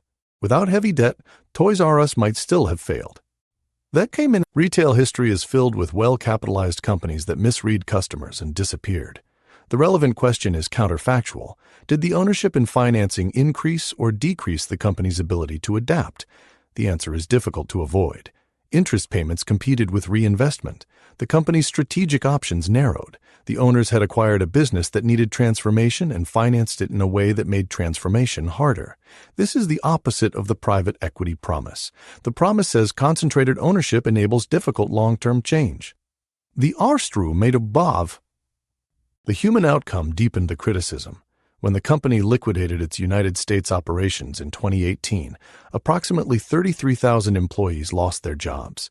Workers initially faced the end without the severance many expected. Public pressure later contributed to the creation of a hardship fund supported by KKR and Bain, but the episode left a painful contrast between the sophistication of the transaction and the vulnerability of the people who operated the stores. The lesson is not that every failing company should be preserved forever. No owner can promise immortality. Businesses fail. Industries change. Capital should not be trapped indefinitely in an enterprise that cannot earn its cost. The lesson is that an owner should not weaken a company's ability to confront the very risks identified during diligence. If the investment committee knew e-commerce was a threat, the capital structure should have reserved capacity for digital investment. If stores required renovation, maintenance capital should have been treated as mandatory, not optional. If the company needed strategic reinvention, the holding period and governance should have supported experimentation. A deal model should include the cost of adaptation, not merely the cost of acquisition. The case also exposes the limits of financial accountability. When a public company fails, shareholders lose visible market value and executives face public scrutiny. In private ownership, responsibility is dispersed among sponsors, management, lenders, advisors, market conditions, and prior strategic mistakes. Each participant can identify another cause. That diffusion may be legally accurate. It is emotionally unsatisfying because control was concentrated while responsibility remained negotiable. Toys R Us did not disappear only because it carried debt. It disappeared because competitive disruption, strategic delay, operating needs, and a heavy capital structure met at the same time. A responsible investor learns from the combination. Never underwrite a threatened company as though the threat will wait. Never call leverage disciplined if it removes the capacity to respond. Never assume a famous brand can substitute for reinvestment. Never measure the success of a deal without looking at the condition of the enterprise left behind. The Jingle and the Giant stores are now pieces of American memory. The brand has reappeared in smaller forms and partnerships, but the national retailer that employed tens of thousands is gone. The store disappeared. The lesson should not. Chapter 14. Private equity at the bedside. In most industries, a cost reduction can create inconvenience. In healthcare, it can change a clinical outcome. That difference should shape every investment decision. Private equity has invested across hospitals, nursing homes, physician groups, emergency medicine, anesthesia, dentistry, behavioral health, hospice, fertility, dermatology, ophthalmology, and veterinary care. The attraction is understandable. Healthcare demand is large. Many markets are fragmented. Small practices lack technology, professional management, recruiting infrastructure, and negotiating power. Consolidation can provide capital, compliance, analytics, purchasing, and administrative support. A responsible owner can improve care, but healthcare also contains a dangerous mismatch. The investment fund has a finite life and return target. The patient may be vulnerable, poorly informed, or unable to choose. The clinical workforce operates under ethical duties that cannot be reduced to unit economics. The payer may be an insurer or government program rather than the person receiving care. The person consuming the service is not always the person setting the price. This creates room for extraction. Research has raised serious concerns. A major study of private equity investment in nursing homes found an increase in mortality for a subset of patients, along with reductions in staffing and compliance measures. Research on hospitals has found higher charges and net income after acquisition, and later work found increases in hospital-acquired adverse events. A 2025 study reported deterioration in patient-reported experience at acquired hospitals relative to matched controls. These findings require care and interpretation. Studies measure averages across samples and periods. Private equity firms differ. Hospitals and nursing homes differ. Causation is difficult. Some research has found improvements in selected quality measures, and acquired facilities may have been different before the transaction, but uncertainty is not permission to ignore the signal. When multiple studies identify adverse outcomes, the burden shifts to owners to demonstrate that financial goals are not compromising care. The operating mechanisms are visible. Staffing is a major expense. Reducing nurses, aides, technicians, or support personnel can improve short-term margins. It can also increase workload, delay response, weaken infection control, and reduce the time available for observation. Billing can be optimized. Better coding and collections may recover legitimate revenue. Aggressive practices can increase charges without improving care. Physician practices can be rolled up. Centralization may reduce administrative burden. Market concentration may also increase bargaining power and prices. Real estate can be sold and leased back. The transaction releases capital but creates rent obligations that compete with clinical investment. Management fees and related party arrangements can move cash away from the care entity. Debt can restrict flexibility when reimbursement changes or labor costs rise. In healthcare, the board cannot treat quality as a soft measure. It is an operating and financial risk. A responsible healthcare investment should establish non-negotiable safeguards, minimum staffing and skill mix standards tied to patient acuity. Board-level review of adverse events, infections, falls, readmissions, and complaints. Independent clinical authority with power to stop unsafe initiatives. Transparent related party fees and real estate arrangements. Restrictions on distributions when quality or liquidity falls below defined levels. Monitoring of payer mix and access to care. Protection for clinicians who report concerns. Investment in systems, training, and equipment required for safe care. The investment committee should include clinical expertise before the deal is approved. It is not enough to hire a chief medical officer after closing and expect that person to repair a capital structure designed without clinical judgment. The owner must also understand where margin comes from. If profit improves because procurement is better, scheduling is smarter, coding is accurate, and unnecessary administration is reduced, the gain may be sustainable. If profit improves because fewer people are available to care for patients, the number is not efficiency, it is deferred harm. The private equity industry often argues that healthcare needs capital. It is correct. Hospitals, practices, and care facilities require technology, scale, and leadership. But capital enters healthcare under a condition that does not exist in ordinary commerce. The patient cannot become collateral damage. The owner's duty is therefore higher, not lower. Reckoning principle. In healthcare, quality is not a stakeholder preference. It is the product. Any return model that weakens care is economically and morally defective.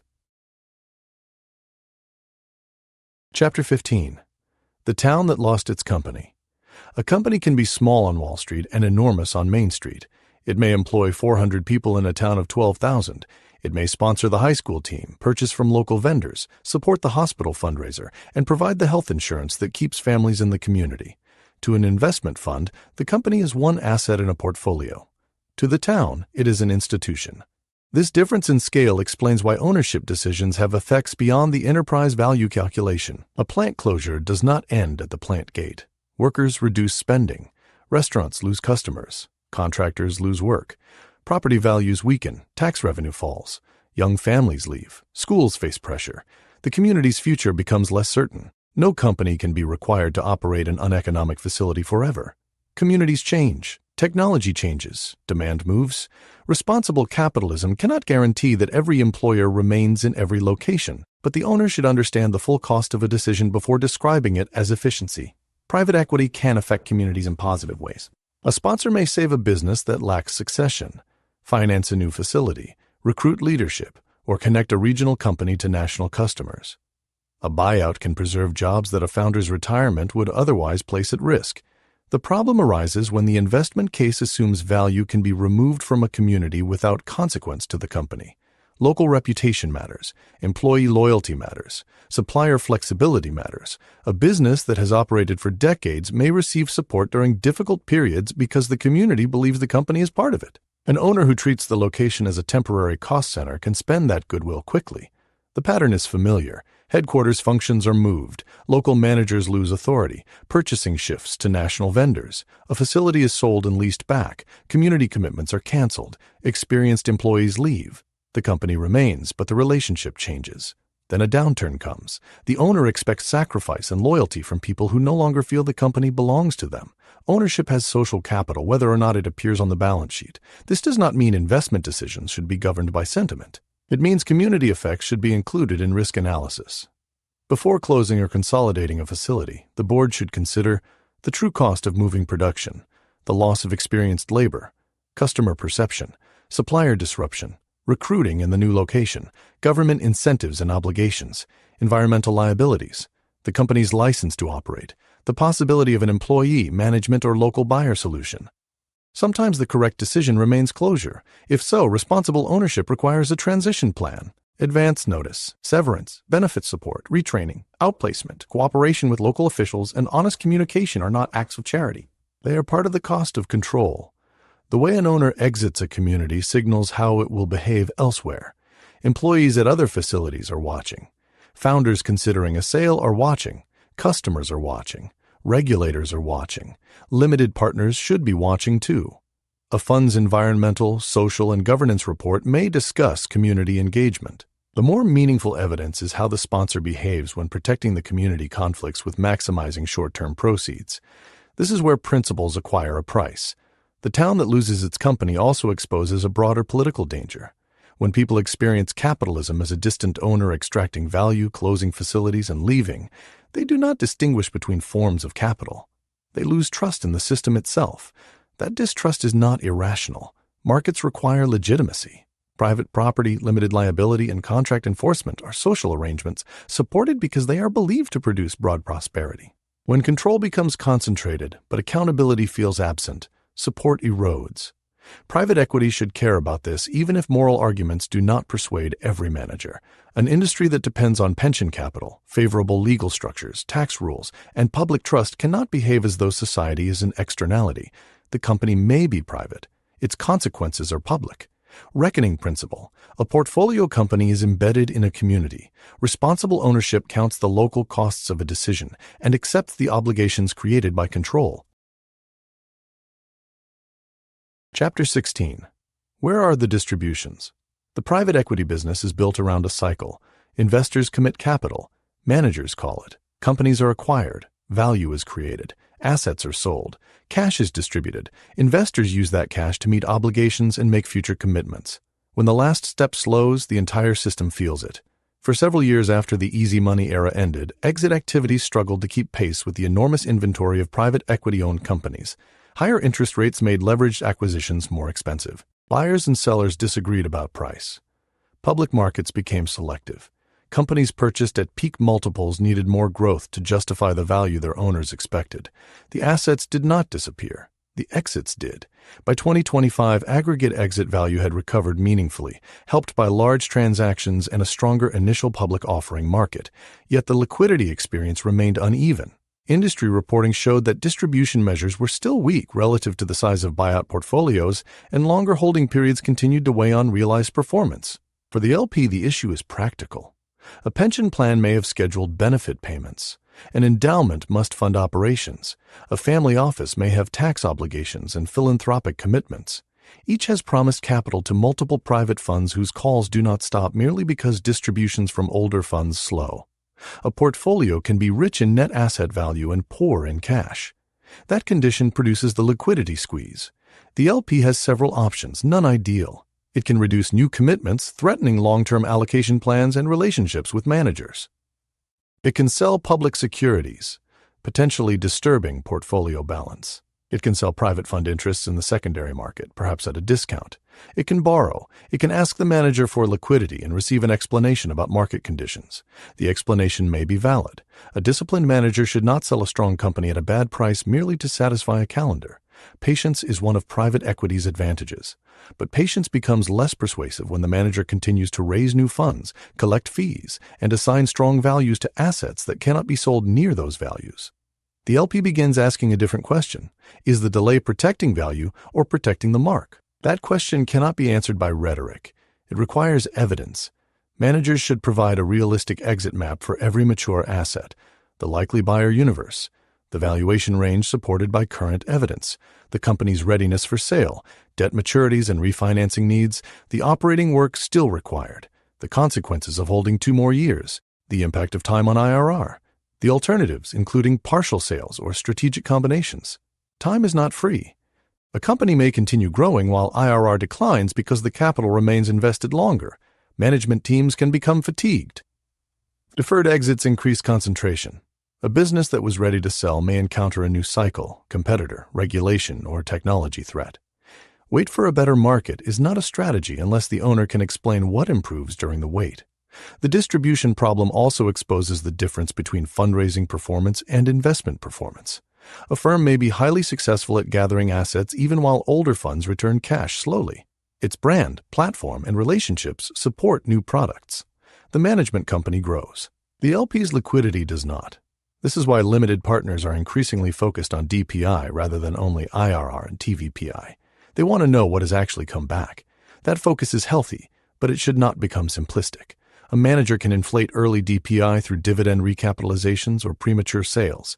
Cash returned is essential, but the quality and sustainability of the return still matter. The proper standard combines realization, risk, and value creation. A strong manager returns capital without damaging the company. A strong LP program plans commitments using conservative distribution assumptions rather than assuming historical cycles will repeat.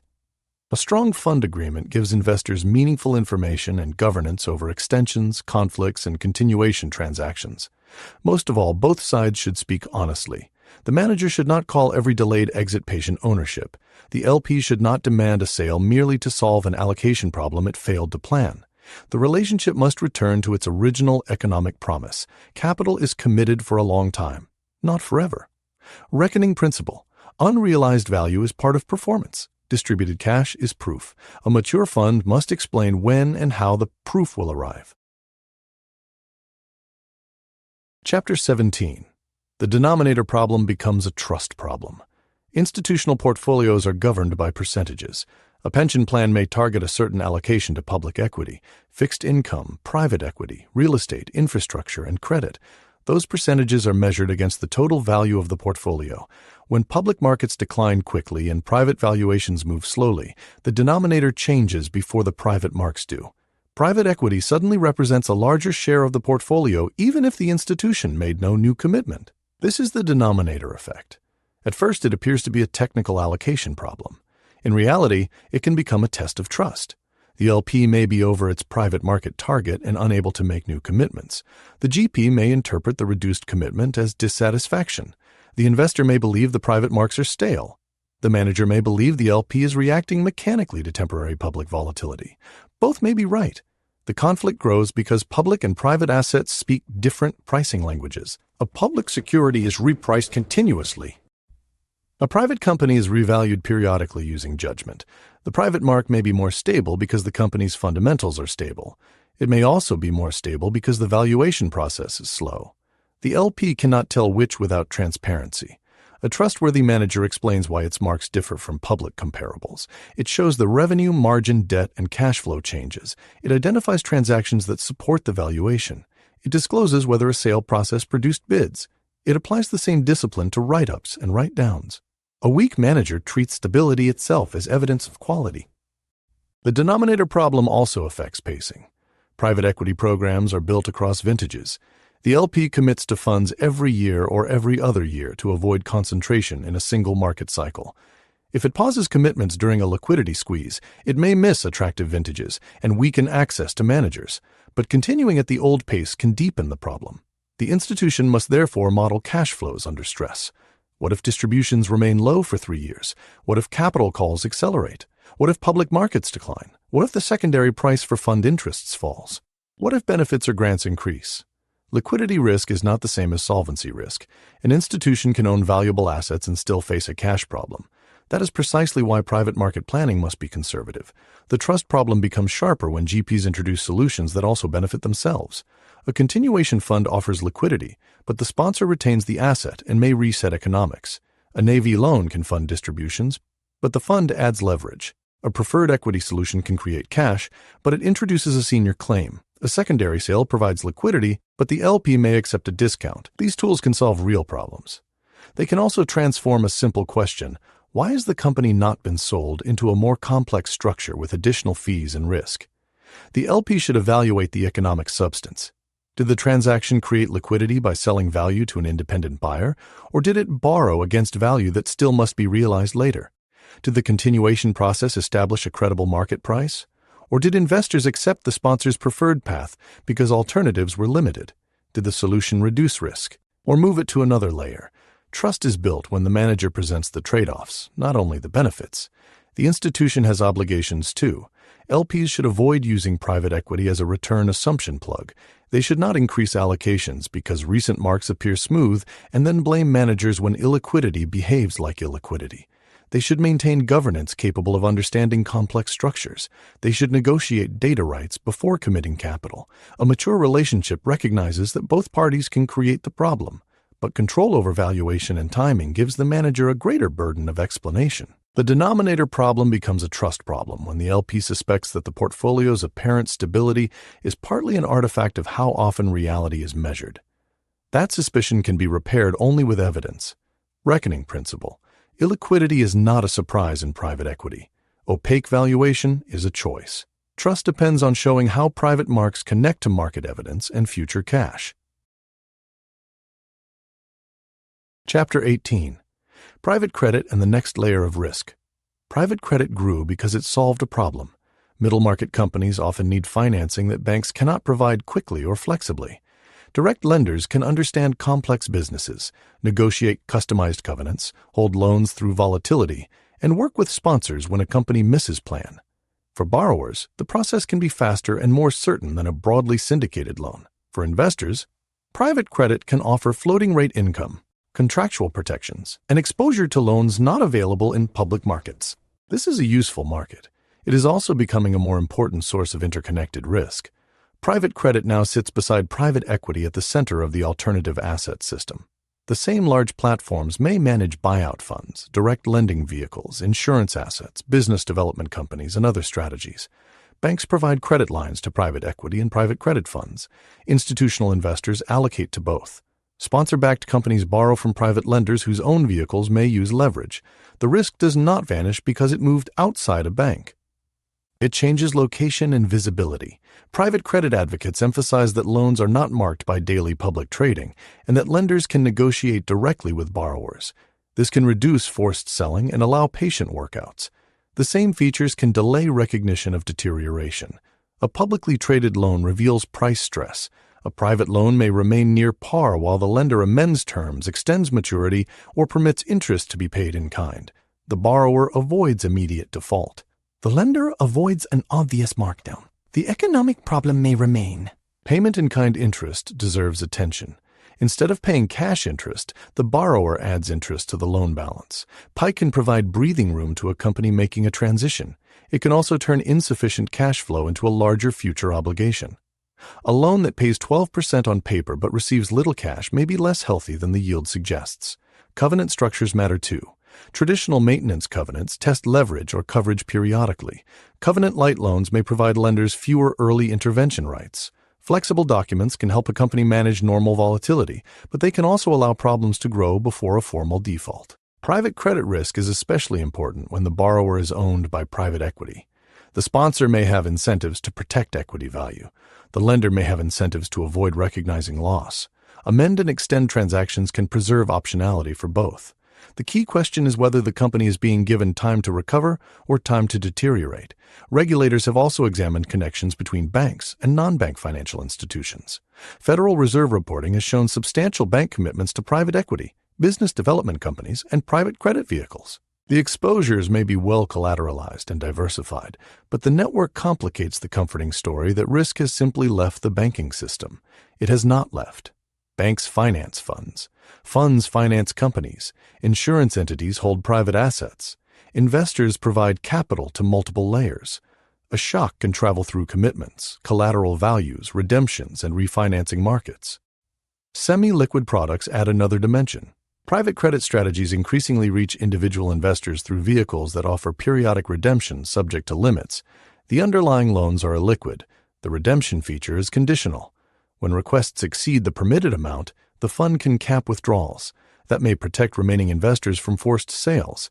It can also surprise people who interpreted periodic liquidity as access to cash. The lesson is not that private credit is a hidden catastrophe. The evidence does not justify that conclusion. Private lenders may be better positioned than dispersed bondholders to restructure a company. Long-term capital can absorb losses without a run.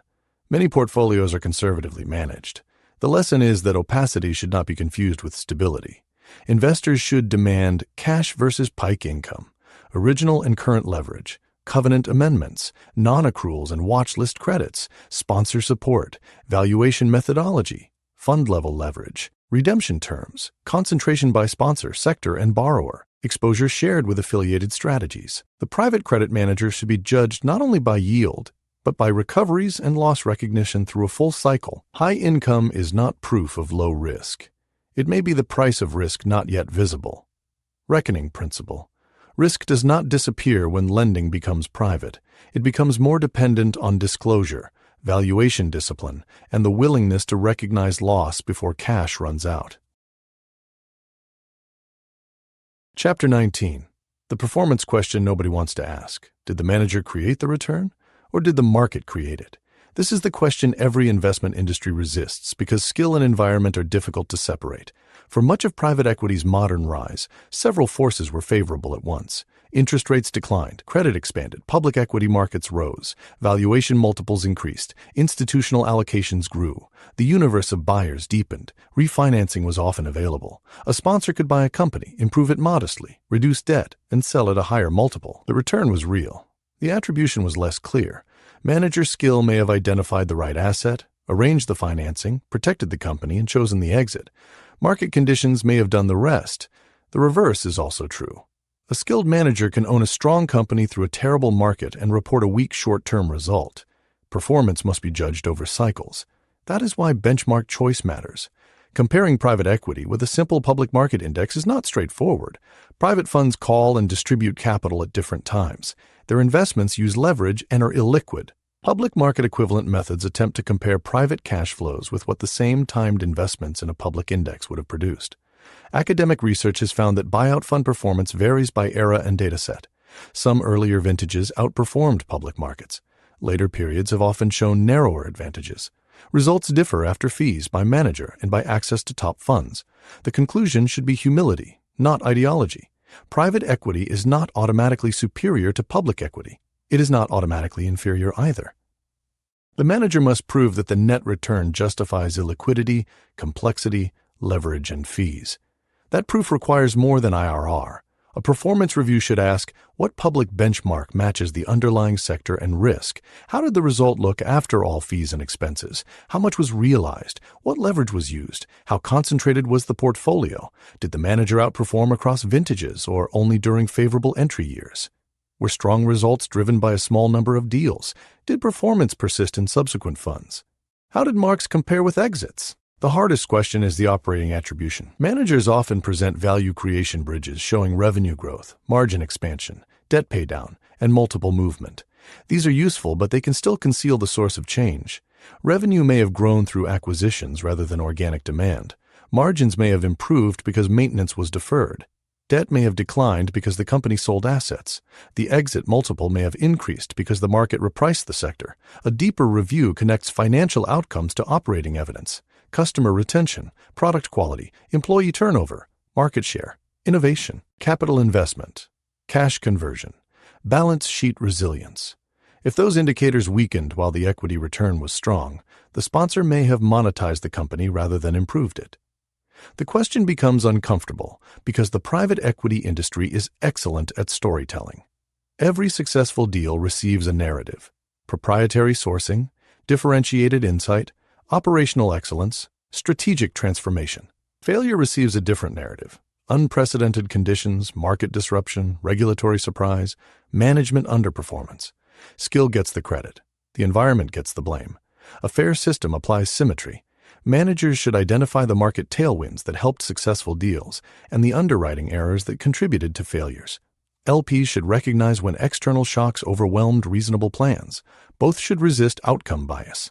The purpose is not to remove pride. It is to improve learning. A manager who cannot separate skill from luck will eventually mistake a favorable cycle for a repeatable playbook. That is how confidence becomes leverage, and leverage becomes loss. Reckoning principle. Judge private equity on net, realized, risk-adjusted results, and require an honest account of how much came from operating skill, financial structure, and market luck. Chapter 20. Everyone is paid to keep dancing. A private equity transaction can support an entire economy of professionals. Investment bankers advise the seller and sometimes the buyer.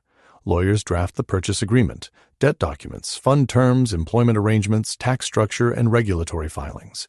Accountants perform quality of earnings work. Consultants assess the market, customers, technology, insurance, operations, and human capital. Lenders arrange debt. Placement agents help raise funds. Executive recruiters identify management. Brokers find add-on acquisitions. Each participant may perform valuable work. Together they create momentum. The machine is built to transact. A banker is paid when a deal closes. A lawyer bills while the deal advances. A lender earns fees and interest when capital is deployed. A consultant is hired because a transaction exists. A deal professional builds a career by completing investments. The fund has an investment period. The seller expects an auction. The board wants an outcome. Who is paid when the correct decision is to walk away? Sometimes the answer is no one. That does not mean advisors deliberately recommend bad deals. Most professionals care about reputation and repeat business.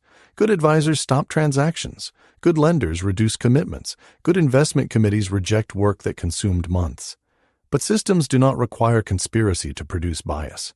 They require aligned incentives and repeated behavior. The closing date becomes a gravitational force. Problems are reframed as manageable. Customer concentration becomes an opportunity to diversify.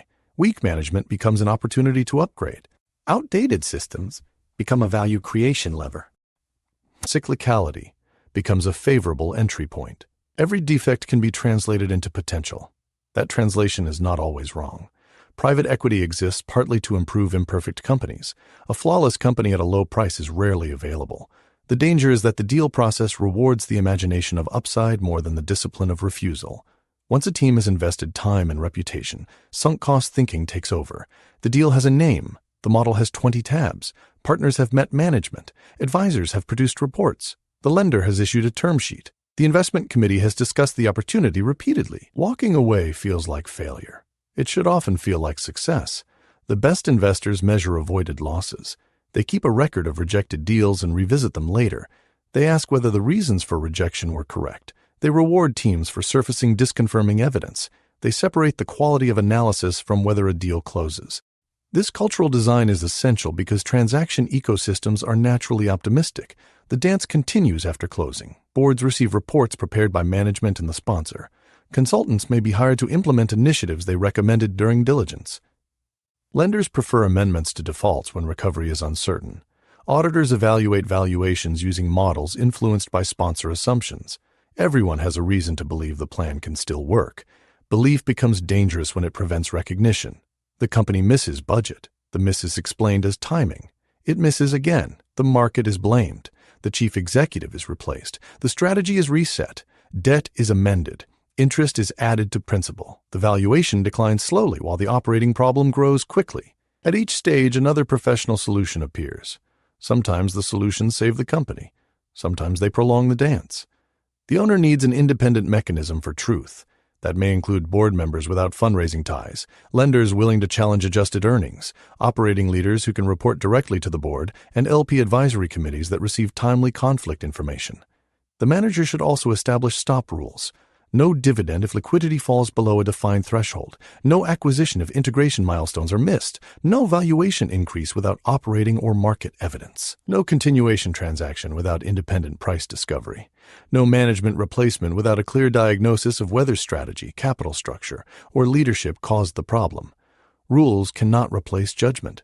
They can interrupt momentum. The system refuses to change because many participants benefit from motion. The most important person in the room may therefore be the one willing to stop it. That person is rarely celebrated, until the deal everyone wanted becomes the loss everyone explains. Reckoning principle.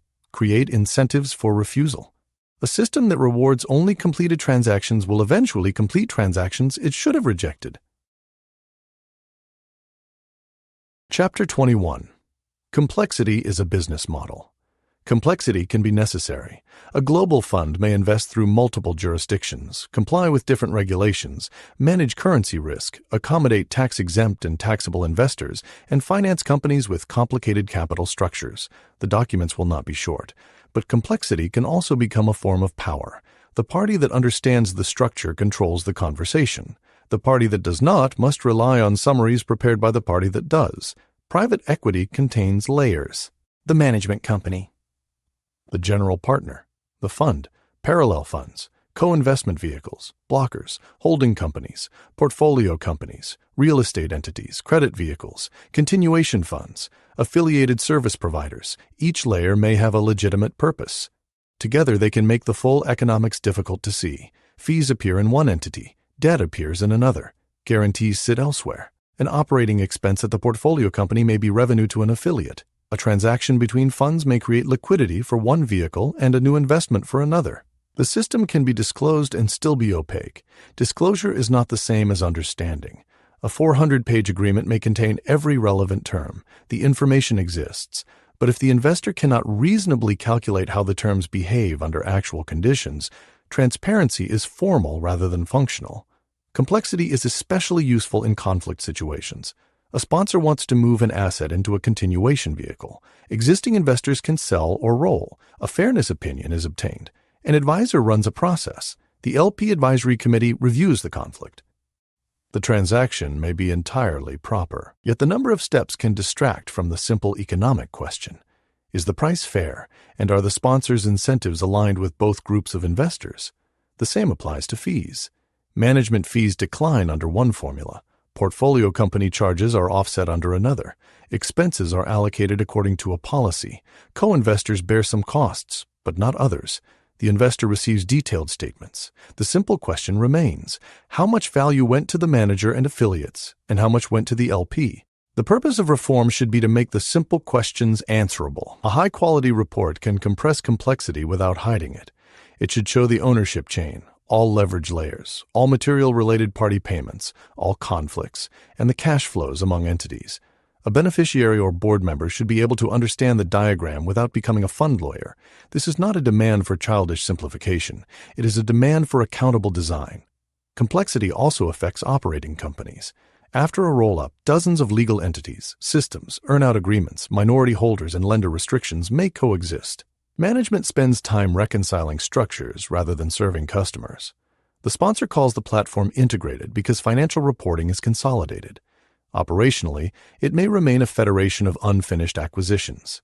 The cost of complexity appears in slower decisions, compliance risk, duplicate work, employee confusion, and weak data. It also makes failure harder to diagnose. Is the problem the market, integration, pricing, debt, systems, management, or the structure itself? The answer can be all of them. Responsible owners should apply a complexity budget. Every new entity, financing layer, incentive plan, add-on acquisition, and reporting requirement consumes management attention. The expected benefit should exceed not only the direct cost, but the burden of understanding and operating the structure. The best businesses often feel simple from the customer's perspective, even when sophisticated systems operate underneath. The worst financial structures feel sophisticated to the advisor and incomprehensible to everyone else. Complexity becomes a business model when it makes fees easier to charge, risk easier to move, and accountability harder to assign. The cure is not fewer lawyers. It is a rule. No structure should be approved until the economics can be explained in plain language to the person whose capital or company is at risk. If the explanation fails, the design is not finished. Reckoning principle. Complexity may be unavoidable. Confusion is not.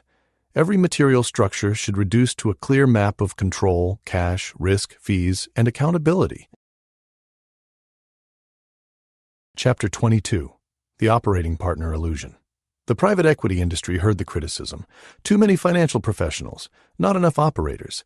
The response was the operating partner.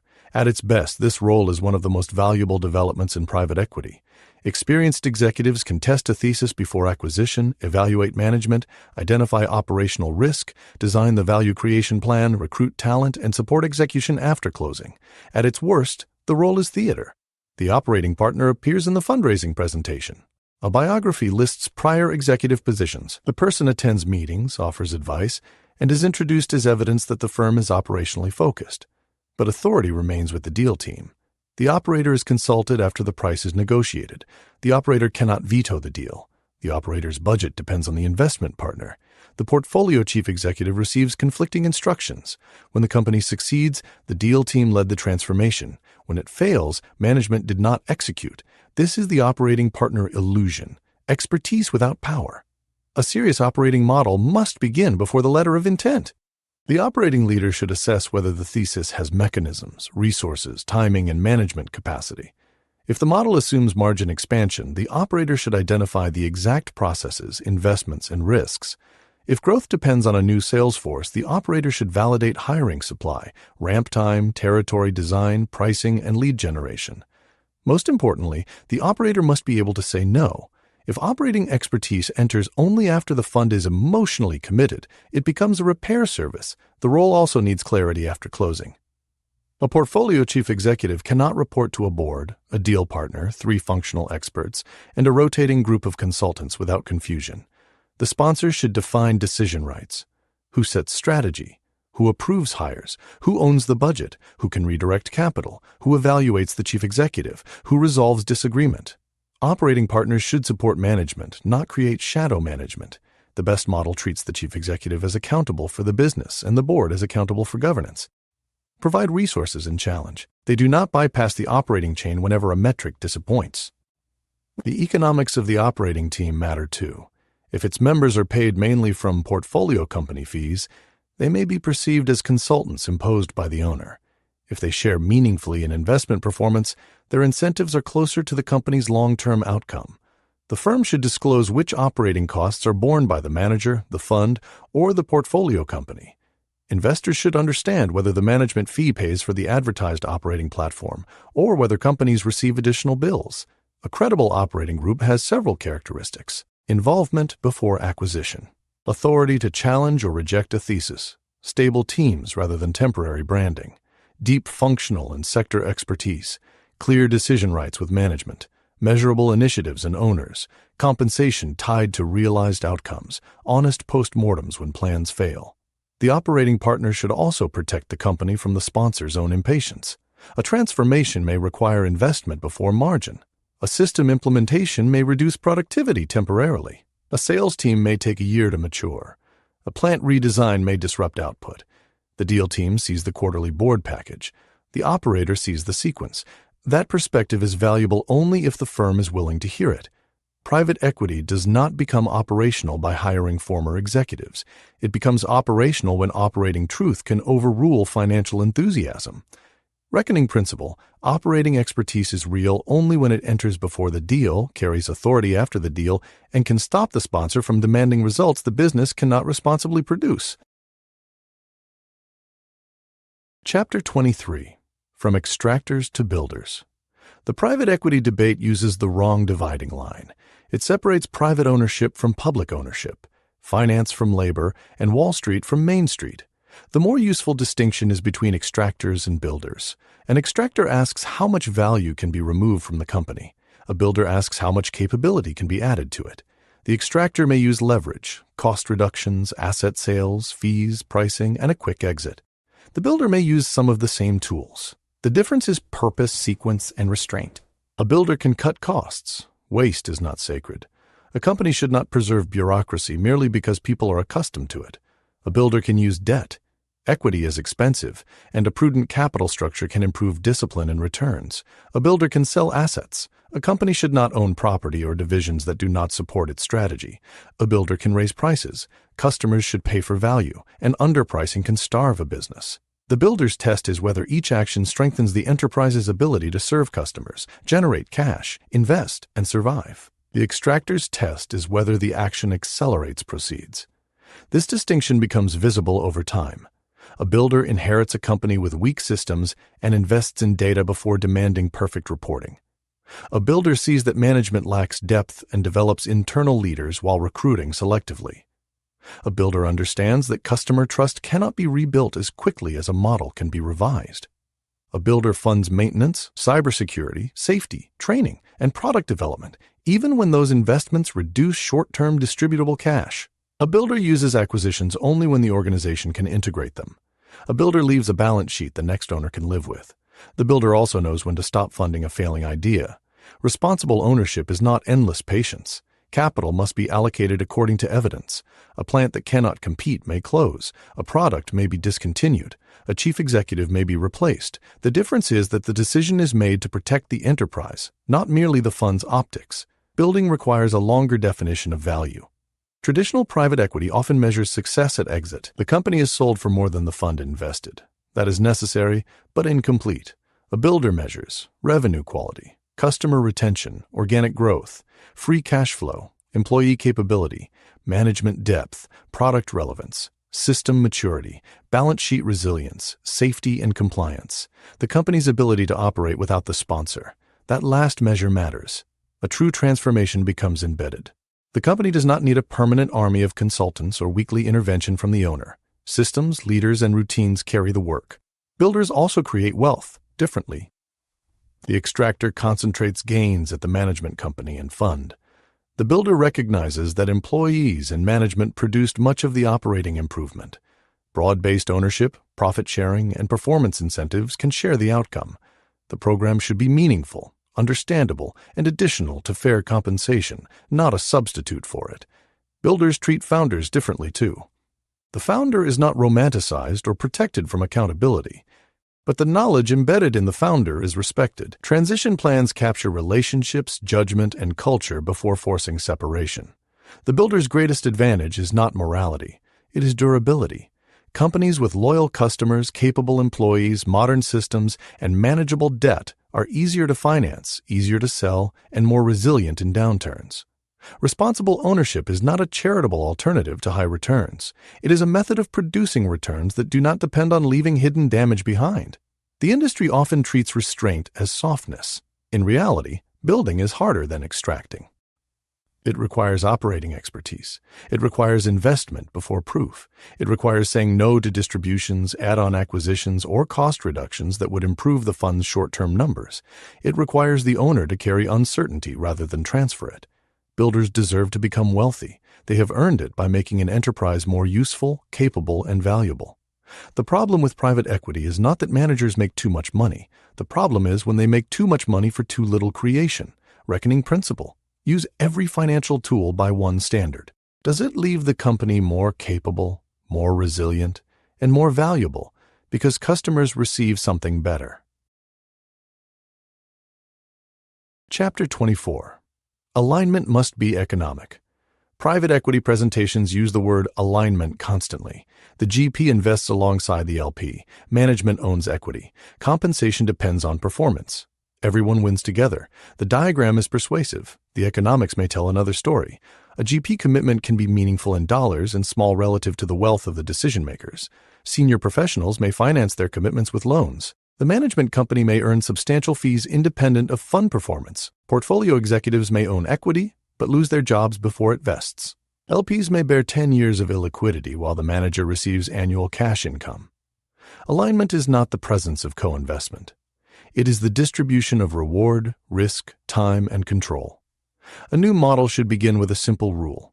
Ordinary fees support the platform. Extraordinary wealth comes from realized investor success. That rule can be implemented through several design choices. First, management fees should reflect the actual cost of operating the strategy, including a reasonable margin, rather than become the primary engine of partner wealth. Large funds should recognize economies of scale. The fifth $1 billion does not necessarily cost as much to manage as the first. Second, carried interest should be calculated using a whole fund or strongly protected structure that reduces the chance of the manager receiving excess carry before the total outcome is known. Clawbacks should be credible, secured, and enforceable.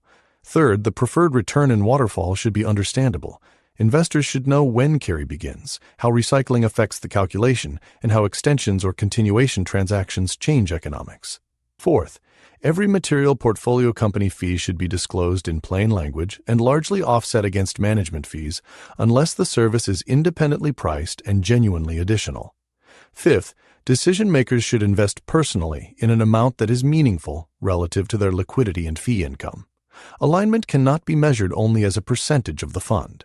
Sixth, realized performance should matter more than unrealized marks in compensation, fundraising claims, and internal promotion. Seventh, the firm should penalize reckless leverage and avoidable impairment.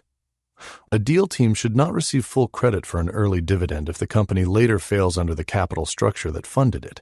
Alignment must reach the portfolio company as well. Management equity is common, but plans can be opaque. Executives may not understand dilution, hurdle values, vesting, rollover treatment, or what happens in a continuation transaction. The sponsor controls the exit and often the valuation. A fair plan should explain the outcome under multiple scenarios. It should include rules for good leavers, bad leavers, termination without cause, disability, and change of control. It should not use complexity to make employees overestimate likely value. Broad-based employee participation can extend alignment beyond executives. The amount need not be identical, but the principle should be real. The people asked to create value should share in the value. The LP's own incentives also matter. Investment staff at pensions and endowments may be evaluated using annual marks, peer comparisons, or policy benchmarks. They may prefer prestigious managers because career risk feels lower. A failed commitment to a famous fund is easier to explain than a failed commitment to an emerging manager. This is institutional misalignment. Beneficiaries need net returns. Allocators may be rewarded for process conformity. Boards should evaluate private equity programs using long-term cash outcomes, risk, fees, and mission, not only whether the portfolio resembles peers. Alignment cannot eliminate conflict. The GP and LP will not have identical needs. The founder, employee, lender, and customer will not share one utility function. The purpose is not perfect harmony. It is to prevent one party from receiving most of the upside while another carries most of the downside. Economic alignment becomes visible in difficult moments. Does the sponsor contribute equity when the company needs it? Does the manager reduce fees when a fund is extended? Does the board reject a dividend that would weaken liquidity? Are employees treated fairly when the strategy changes? Does the GP mark an asset down before a sale forces the truth? Alignment is not what the documents say when everything works. It is what the economics require when something fails. Reckoning principle. Alignment is real only when the people with control bear meaningful downside, wait for realized results, and earn their largest rewards after investors. Seed. Chapter 25. The Founder Legacy Covenant. Founders often negotiate the price of a sale more carefully than the future of the company. That is understandable. Price is visible. Legacy feels emotional and difficult to define. A legacy covenant turns the emotion into governance. It is not one standard legal document. It is a negotiated set of commitments designed to protect the elements of the business the founder considers essential while allowing the new owner to operate responsibly. The covenant begins with clarity. What does the founder actually want preserved? The answer cannot be everything. A sale transfers control because change is expected. The founder must identify priorities. For one founder, legacy may mean protecting the company name. For another, keeping headquarters in the community. For another, preserving employment for a transition period. For another, maintaining product quality, customer service, apprenticeship programs, or a charitable commitment. The priorities should be ranked. The buyer should be able to price and govern them. A founder legacy covenant may include brand use and name change provisions, headquarters or facility commitments for a defined period, minimum capital investment, employee severance or retention standards, founder consultation on major cultural changes, board or observer rights, approval rights over related party transactions, limits on sale leasebacks or extraordinary dividends, customer quality metrics, community commitments, rules governing dilution of rollover equity, information rights after the founder leaves management. These provisions must be realistic. A buyer cannot promise to preserve a facility regardless of performance or market change. A founder should not use minority rights to prevent necessary decisions. The covenant can therefore include triggers and exceptions. A headquarters commitment may end if revenue falls below a threshold. A capital investment obligation may depend on defined operating performance. A brand covenant may permit change after customer research and founder consultation. The process matters as much as the outcome. A founder may not have the right to block a decision but can require advance notice, a board discussion, and a written rationale. These steps slow impulsive action and create accountability. Rollover equity deserves special attention. Founders are often encouraged to reinvest a portion of proceeds, allowing them to benefit from the sponsor's future exit. The phrase second bite of the apple is common. The bite depends on terms. The founder should understand where the rollover sits in the capital structure, whether the sponsor has preferred securities, how future acquisitions dilute ownership, whether management incentive pools dilute the founder, what happens in refinancing or continuation transactions, whether the founder can sell or transfer the interest, what information is provided, how value is determined if employment ends. The founder should model outcomes under failure, mediocrity, and success. A percentage ownership figure is meaningless without the waterfall. Buyer diligence should also become personal. The founder should visit portfolio companies without the deal team controlling every conversation. Speak with former founders. Ask how disagreements were handled. Ask whether promises changed after closing. Ask how the sponsor behaved when a company missed plan. The best predictor of future stewardship is prior behavior under stress. A legacy covenant benefits the buyer too. It forces expectations into the open. Many post-close conflicts arise because the sponsor assumed flexibility while the founder assumed permanence.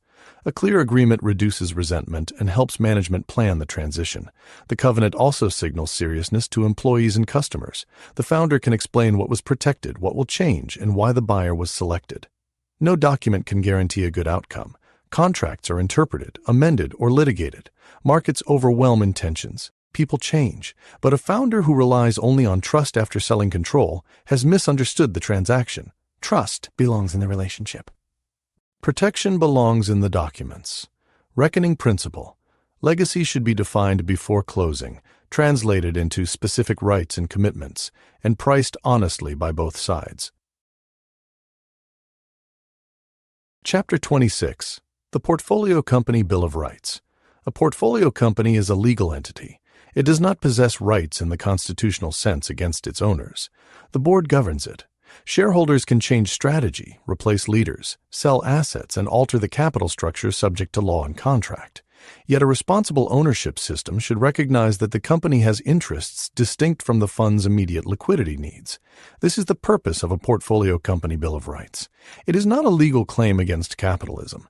It is a governance standard for owners who want companies to survive beyond their holding period. The right to a sustainable capital structure. The company should not be loaded with debt based only on a favorable base case.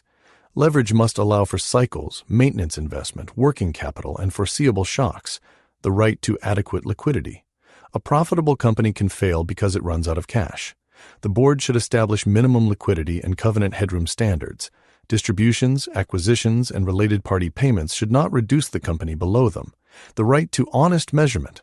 Management should not be pressured to inflate adjusted EBITDA, delay bad news, or present aggressive forecasts merely to protect a valuation. Board reporting should include cash, customer, employee, and operational measures. The right to necessary reinvestment, maintenance capital, cybersecurity, safety, compliance, training, and product development should not be treated as optional because they reduce short-term cash flow. The right to competent governance. Board members should understand the business, challenge the sponsor, and act in accordance with their duties. A board should not be a ceremonial extension of the deal team. The right to clear decision authority. Management should know who controls strategy, budget, hiring, pricing, acquisitions, and capital allocation. Shadow management creates confusion and weakens accountability. The right to fair related party economics. Fees, services, loans, real estate arrangements, and transactions involving affiliates should be transparent, independently supportable, and reviewed for fairness. The right to responsible distributions. The company should not fund dividends that materially weaken its ability to invest, withstand stress, or meet obligations. The right to an achievable operating plan. Targets should be ambitious but connected to resources and mechanisms. Management should not be held to a model built on initiatives the company lacks the money or people to execute. The right to a future beyond the exit. The sponsor should prepare the company to function under its next owner. Systems, leadership, contracts, and the balance sheet should not depend on temporary support or undisclosed fragility. These rights protect investors as much as companies. A sustainable capital structure reduces bankruptcy risk. Honest measurement improves decisions. Reinvestment supports exit value. Competent governance identifies problems earlier. Fair related party economics protects LP returns. The Bill of Rights also changes board discussion. Before approving a dividend, directors would ask whether liquidity and reinvestment rights remain protected. Before approving a cost program, they would ask which capabilities are being removed. Before approving an add-on acquisition, they would ask whether the current organization has earned the right to integrate another company. Before increasing a valuation, they would ask whether the operating evidence supports it. Some sponsors will resist the language of rights because it appears to limit owner flexibility. That is the point. Governance exists to limit the use of power when short-term incentives conflict with long-term health. A fund may own a company for 5 years. The company may need to survive for 50. The difference in time horizon deserves institutional protection. Reckoning principle. Ownership grants control, not permission to ignore the company's long-term health. Governance should protect the enterprise from the temporary incentives of any one owner. Chapter 27. Better reporting for investors. Private equity reporting is often polished. It is not always illuminating. The quarterly letter describes market conditions, portfolio developments, and selected achievements. The report provides financial statements, capital accounts, valuations, and schedules. The annual meeting adds management presentations, videos, and case studies. The investor can receive hundreds of pages and still struggle to answer a basic question. What changed? Why did it change? And how much of the reported value can be trusted? A modern reporting standard should begin with the needs of the capital owner rather than the preferences of the manager. The LP needs to understand 4 things: cash, value, risk, source of return, cash. The report should show capital called distributions received, remaining commitments, fund expenses, management fees, portfolio company fees, and net cash flow. It should distinguish operating distributions, sale proceeds, dividends funded by refinancing, and fund-level borrowing. Cash should be presented by quarter, year, and since inception. Value. Every material investment should show cost, current value, valuation method, prior quarter value, and reasons for change. The report should identify whether evidence comes from operating performance, public comparables, recent transactions, third-party bids, or model assumptions. A range should accompany the point estimate when judgment is material. Risk. Investors should see original and current leverage, interest rates, maturities, covenant headroom, liquidity, customer concentration, sector exposure, and downside scenarios. Fund-level leverage, NAV facilities, subscription lines, guarantees, and preferred claims should appear in one consolidated view. Source of return.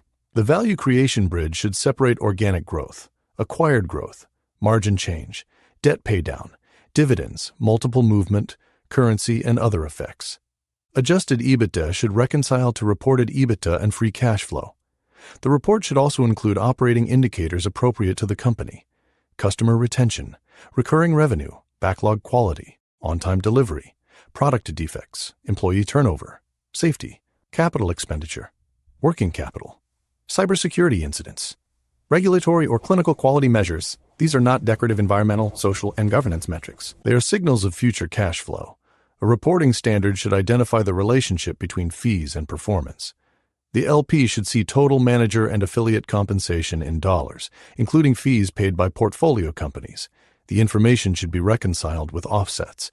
Conflicts should be presented in plain English, not the fund may engage in transactions with affiliates subject to the terms of the governing documents. Instead, the sponsor proposes to sell Company A from Fund 3 to a continuation vehicle it will also manage.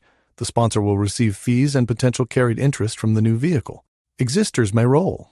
In Wong, and the highest third-party indication is Zaz. Clarity is not anti-sophisticated. It is pro-accountability. The report should also track promises. At acquisition, the investment committee approved a thesis. The quarterly report should compare the original thesis with actual results. What was expected? What happened? Which assumptions were wrong? What changed in the plan? Who is accountable?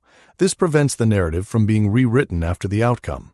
A company acquired for organic growth should not later be celebrated for acquisition-driven scale without acknowledging the shift.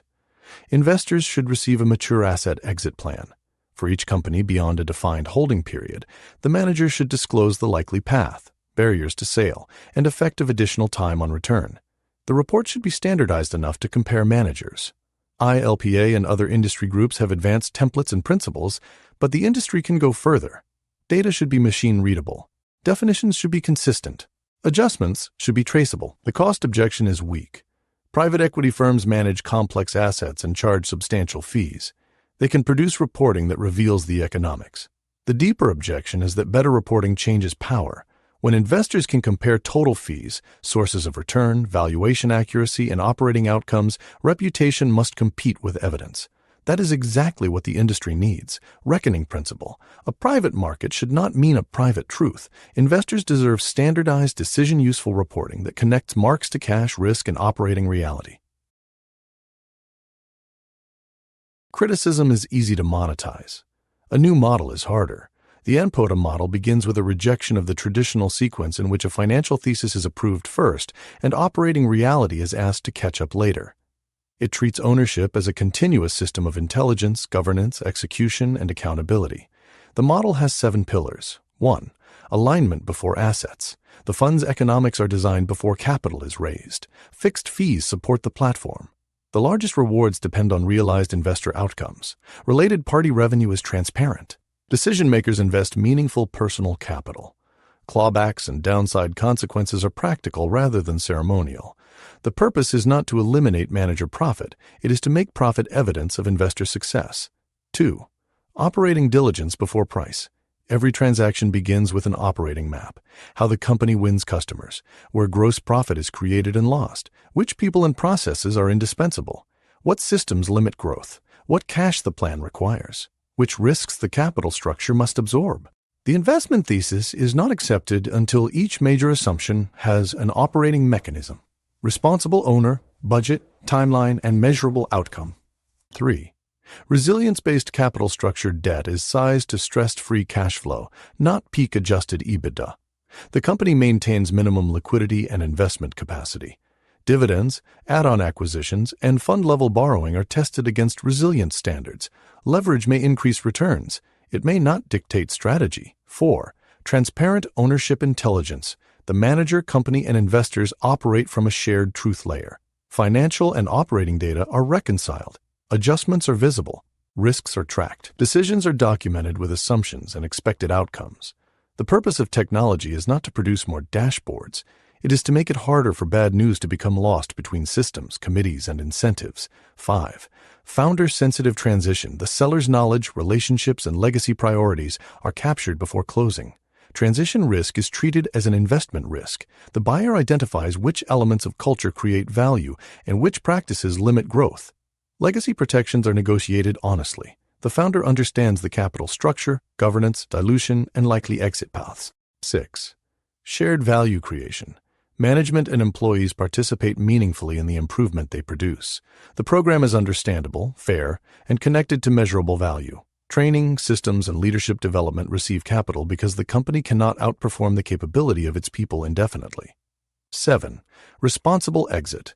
The exit is evaluated as a transfer of stewardship, not only a monetization event. The next owner receives a company with sustainable debt, capable management, reliable systems, and disclosed risks.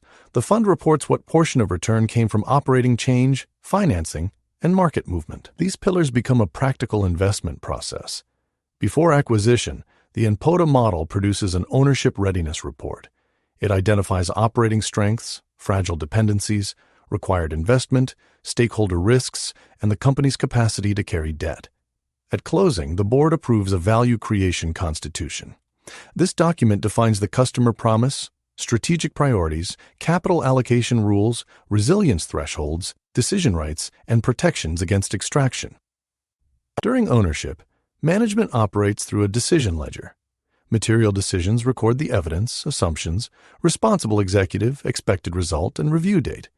The ledger creates institutional memory and makes it possible to learn rather than rewrite history. Quarterly, investors receive an alignment report connecting fees, cash flows, valuation, leverage, and operating outcomes. Before exit, the board completes a stewardship audit. It asks whether the company is stronger, whether risks were transferred, whether employees and customers participated in the improvement, and whether the next owner can sustain the business. The INPOTA model is not a guarantee. No framework removes competition, recession, fraud, management failure, or bad luck. Responsible owners will still lose money. Some companies cannot be repaired. Some theses will be wrong. The model improves something more fundamental: the quality of the loss. A transparent process identifies errors earlier. A resilient balance sheet creates time. Shared data reduces denial. Clear governance prevents confusion. Alignment ensures that decision-makers feel the outcome. INPOTA is therefore not anti-private equity. It is private equity returned to its highest purpose, concentrated ownership used to build enterprises worthy of being more valuable. The model asks managers to earn the word partner, not through branding, through economics, behavior, and the condition of the company left behind. Reckoning principle. A better private equity model integrates alignment, operating truth, resilience, shared ownership, and responsible exit from the first day of diligence. Chapter 29. A new standard for responsible capital. Responsible capital is often misunderstood as cautious capital. It is not. Responsible capital can be ambitious, demanding, concentrated, and highly profitable. It can replace management, close facilities, raise prices, sell assets, and reject sentimental investments. Responsibility does not eliminate hard decisions. It changes the standard by which they are made. The traditional model asks whether an action is legal, permitted by the documents, and likely to improve the fund's return. The responsible model asks further: does it strengthen or weaken the company? Who bears the downside? What information would change the decision? Is the benefit created or transferred? Can the action be explained honestly to investors, employees, customers, and the next owner? Responsible capital rests on 10 standards. 1. Truth before narrative. Bad news must travel faster than good news. Management is rewarded for early disclosure. Valuations respond to evidence. The investment thesis is not rewritten to protect reputations. 2. Cash before adjustments. Adjusted earnings have a role, but free cash flow determines whether the company can invest and service obligations. Every adjustment is reconciled and time-limited. 3. Resilience before distributions. The company maintains liquidity, covenant headroom, and maintenance investment before owners receive extraordinary dividends. 4. Capability before cuts. Cost programs begin with the operating model. The owner identifies which work should stop, which should improve, and which capability must be protected. 5. Customer value before pricing power. Prices rise when the company delivers value, not merely because consolidation removed alternatives. 6. Operators before optimism. Operating leaders test the thesis before the deal and have authority to reject assumptions that lack mechanisms or resources. 7. Shared upside before extraction. Employees and management who create the improvement participate in it. The manager's extraordinary compensation follows realized investor success. 8. Transparent conflict before consent. Affiliated transactions, continuation vehicles, fees, and cross-fund arrangements are explained in plain language with independent evidence. 9. Stewardship before exit. The company is prepared for the next owner. Debt, systems, leadership, and risks are sustainable beyond the fund's holding period. 10. Accountability before scale. A firm should not raise larger funds or add new strategies faster than its governance, operating capability, and reporting can support. These standards can be adopted voluntarily. They can also influence regulation, LP terms, lender covenants, and founder negotiations. Limited partners can require them in side letters and investment policies. Lenders can restrict distributions and demand realistic cash flow reporting. Founders can use them to evaluate buyers. Boards can include them in governance charters. Employees can ask whether ownership programs are meaningful. Public policy has a role, but regulation should be precise. The objective is not to prevent private investment or make restructuring impossible. It is to improve transparency, reduce hidden conflicts, protect vulnerable sectors, and ensure that parties controlling decisions cannot externalize every consequence. Healthcare may require stronger ownership disclosure and quality safeguards. Serial acquisitions may require better reporting, so cumulative consolidation is visible. Pension fiduciaries may require standardized fee and performance data. Bankruptcy rules can examine how value is distributed among owners, executives, workers, and creditors. But regulation cannot create good owners. Culture and economics must do that work. The industry should understand the opportunity. Public trust in institutions is weak. Founders are more cautious about buyers. LPs are more demanding. Employees can share experiences instantly. Customers notice when service declines. Regulators are studying roll-ups, fees, and healthcare outcomes. The old answer, "These are sophisticated parties who negotiated contracts," is no longer sufficient. A sophisticated party can accept a bad incentive. A legal structure can produce a harmful outcome. A disclosed conflict can remain a conflict. Responsible capital does not wait for scandal to improve. It recognizes that legitimacy is an asset. An owner trusted by founders will see better deals. A manager trusted by LPs will raise capital through difficult markets. A company trusted by employees and customers will recover faster from mistakes. Responsibility lowers certain forms of risk even when it creates short-term cost. That is not softness. It is competitive advantage. Reckoning principle. Responsible capital is not less demanding. It demands more evidence, more restraint, more transparency, and more accountability from the people with power. Chapter 30. Capitalism worth defending. Capitalism does not survive because every outcome is fair. It survives because enough people believe the system allows effort, risk, invention, and ownership to create a better future. That belief weakens when reward separates from contribution. When an owner becomes wealthy after a company fails, the public sees extraction.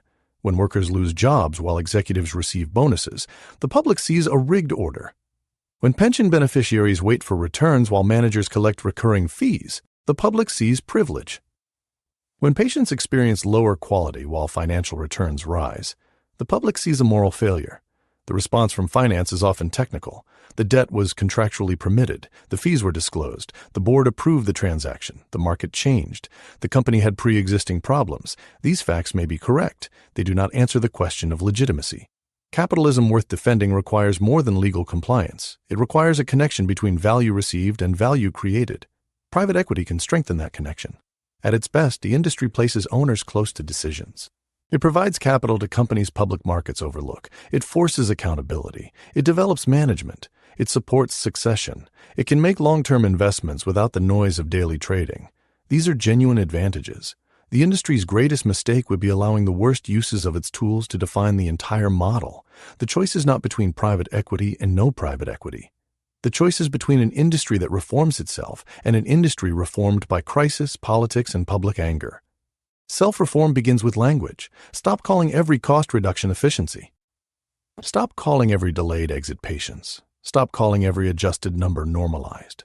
Stop calling every co-investment alignment. Stop calling a company transformed because it sold for more.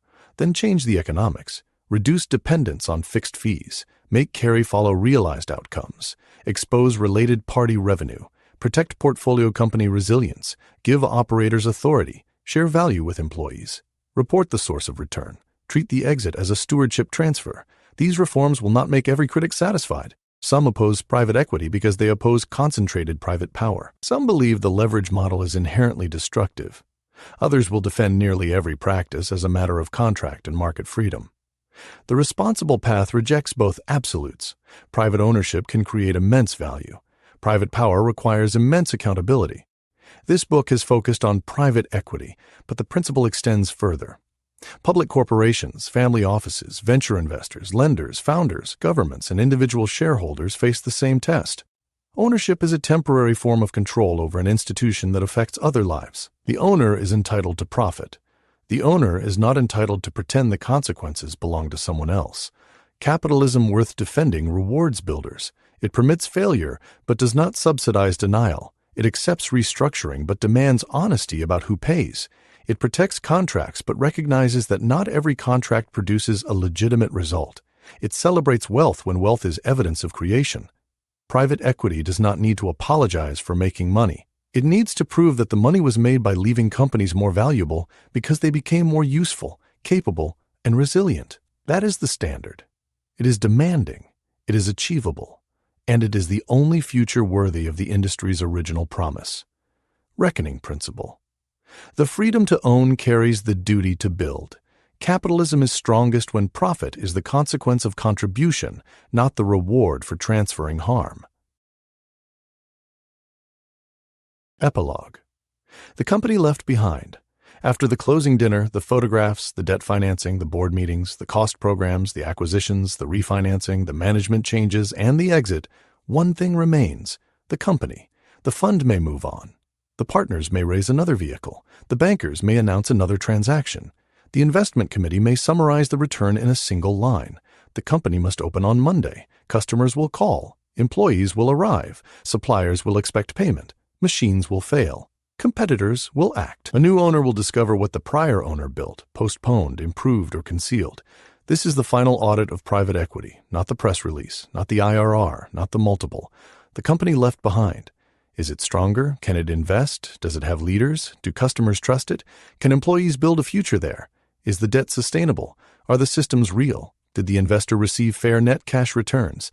Did the founder's life work survive in a form worthy of the sacrifice that created it? If the answer is yes, the owner earned the profit. If the answer is no, the transaction may still have produced wealth, but it did not create value. The reckoning is not coming from one regulator, one recession, one book, or one angry investor.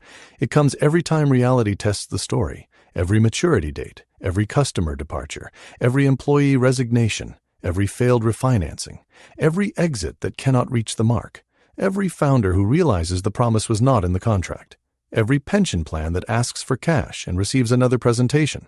The industry can wait for those moments to accumulate, or it can choose a different model now. Build companies, align rewards, tell the truth, carry the risk you control, leave something stronger. That is not the end of private equity. That is its redemption. Manager economics. Fixed fees are sufficient to operate the platform but do not create the manager's primary long-term wealth independent of investment performance.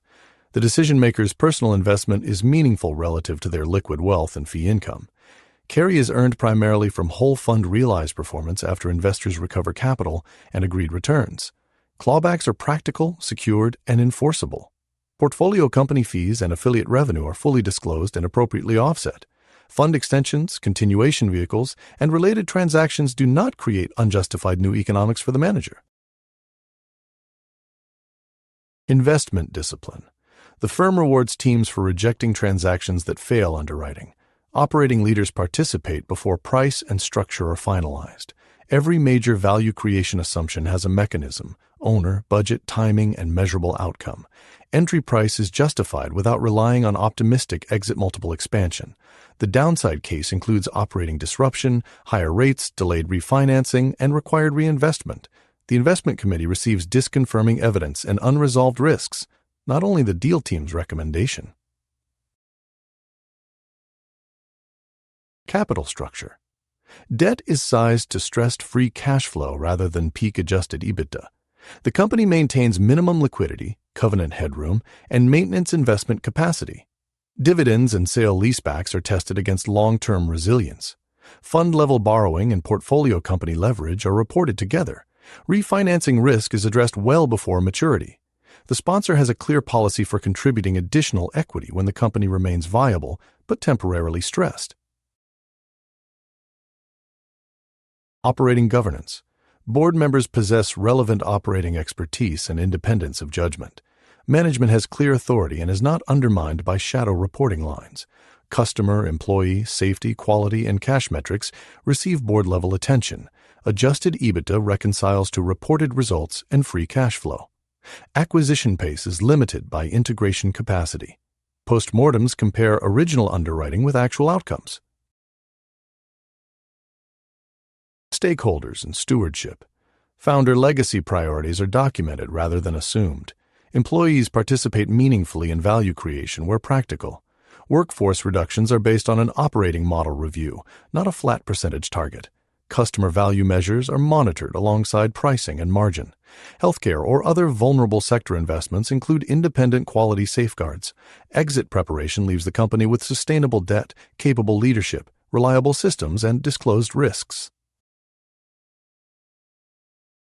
Interpreting the result. 100 to 120. Builder-grade alignment. The framework appears embedded, though individual transactions still require diligence. 75 to 99. Credible but incomplete.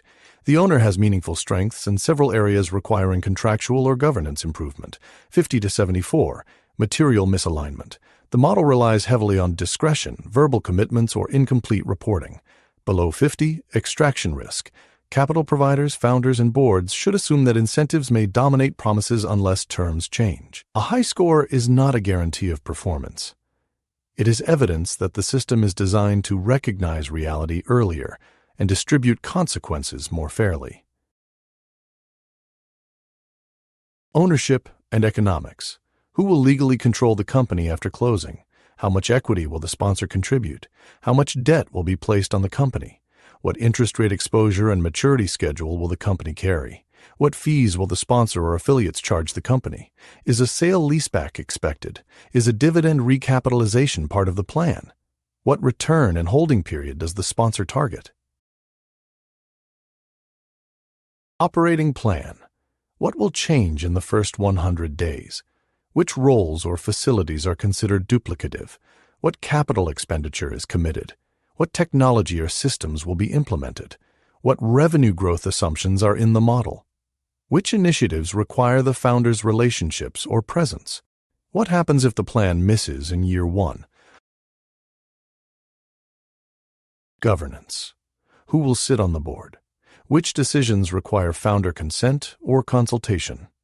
What information will the founder receive after leaving management? How can the founder challenge a related party transaction? What happens if the sponsor replaces the chief executive? Can the company be combined with another platform without founder approval? What security will the founder own? Does the sponsor own a preferred instrument? What is the liquidation waterfall? How can future acquisitions dilute the founder? How large is the management incentive pool? What happens to rollover equity if employment ends? Can the sponsor force a sale, rollover, or transfer into a continuation vehicle? How is value determined in a dispute? Legacy. Will the company name remain? Will headquarters remain in the community? What employee protections are realistic and important? What service or product standards must be preserved? What community commitments matter? What events permit the buyer to change these commitments? Reference calls. Speak with a founder whose deal performed well, a founder whose deal missed plan, a former portfolio chief executive, a lender who worked through a difficult period with the sponsor, a senior employee who experienced post-close integration, a founder who rolled equity and later exited. Ask one question repeatedly. What did the buyer do when the original plan stopped working? Behavior under stress reveals the buyer more accurately than behavior during courtship.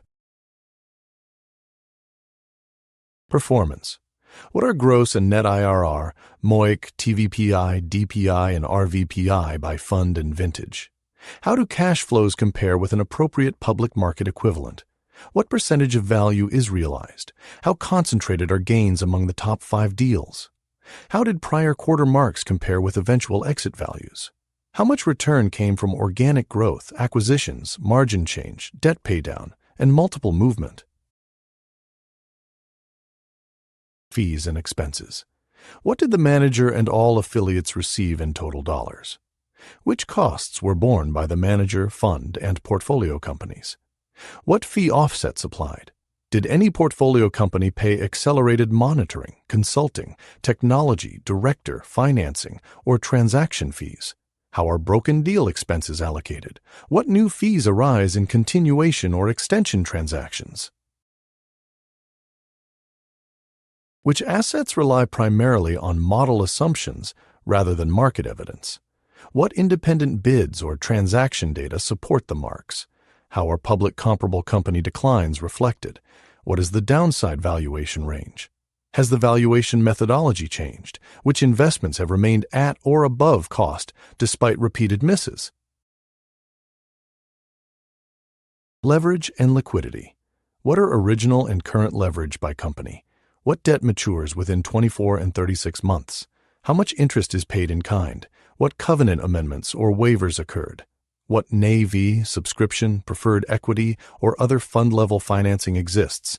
What distributions were financed by borrowing rather than exits or operating cash? Governance and conflicts. What transactions occurred among affiliated funds or vehicles? What role did the LP Advisory Committee play? Which service providers have economic relationships with the manager? How are continuation vehicle prices established? What information is provided to rolling and selling investors? What rights change when a fund is extended? Operating health. What are organic growth, customer retention, employee turnover, capital expenditure, and free cash flow by material company? Which companies are missing the original thesis? What has the manager stopped doing because evidence disproved the plan? Which assets require new equity? What is the exit readiness plan for mature companies? An LP should not be satisfied because each question receives an answer. The answer must be consistent with cash, documents, and subsequent outcomes. Financial truth. Revenue, actual, budget, prior year, and organic versus acquired. Gross margin and contribution margin. Reported EBITDA and adjusted EBITDA reconciliation, operating cash flow and free cash flow, capital expenditure, maintenance versus growth, working capital and cash conversion, liquidity, covenant headroom, and debt maturity schedule, cash and PIK interest. Customer truth, gross and net retention, customer concentration, win rate and sales cycle length, on-time delivery or service completion, complaint frequency and resolution, returns, defects, rework, and warranty claims, price change versus customer value change. People truth. Voluntary and involuntary turnover. Turnover among critical roles. Open positions and time to hire. Safety incidents. Absenteeism and overtime. Engagement and manager effectiveness. Leadership succession coverage. Training and internal promotion. Ownership truth. Sponsor and affiliate fees paid by the company. Dividends and recapitalizations. Related party transactions. Changes in valuation and evidence. Original value creation plan versus actual progress. Decisions due for review in the decision ledger. Readiness for refinancing and exit. The board packet should distinguish information from interpretation. Management should report what happened, explain why, and identify what will be done. The sponsor should not require certainty where none exists. A dashboard is useful only when bad news can survive the meeting. Private equity, employment, productivity, and innovation. Stephen J. Davis, John C. Haltewanger, Kyle Handley, Ron Starman, Josh Lerner, and Javier Miranda. Private Equity, Jobs and Productivity, American Economic Review 104, number 12, 3,956 to 3,990. DOI 10.1257 Air, Dauber 2012.3000. Re4, 100 Davis, Kyle Handley, Ben Lipsius, Josh Lerner, and Javier Miranda. The Economic Effects of Private Equity Buyouts. Working Paper 26,371, revised April 2024. DOI 10.3386226371. Frank R. Lichtenberg and Donald Siegel, The Effects of Leveraged Buyouts on Productivity and Related Aspects of Firm Behavior, Journal of Financial Economics 27, No. 1, 165 to 194.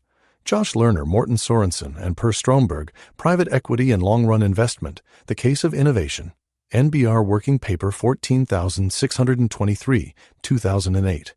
DOI 10.3386143. Performance and Measurement. Robert S. Harris, Tim Jenkinson, and Stephen N. Kaplan, How do Private Equity Investments Perform Compared to Public Equity? Darden Business School Working Paper, 2015. Morten Sorensen and Ravi Jagannathan, The Public Market Equivalent and Private Equity Performance, Columbia Business School Research Paper, revised 2019.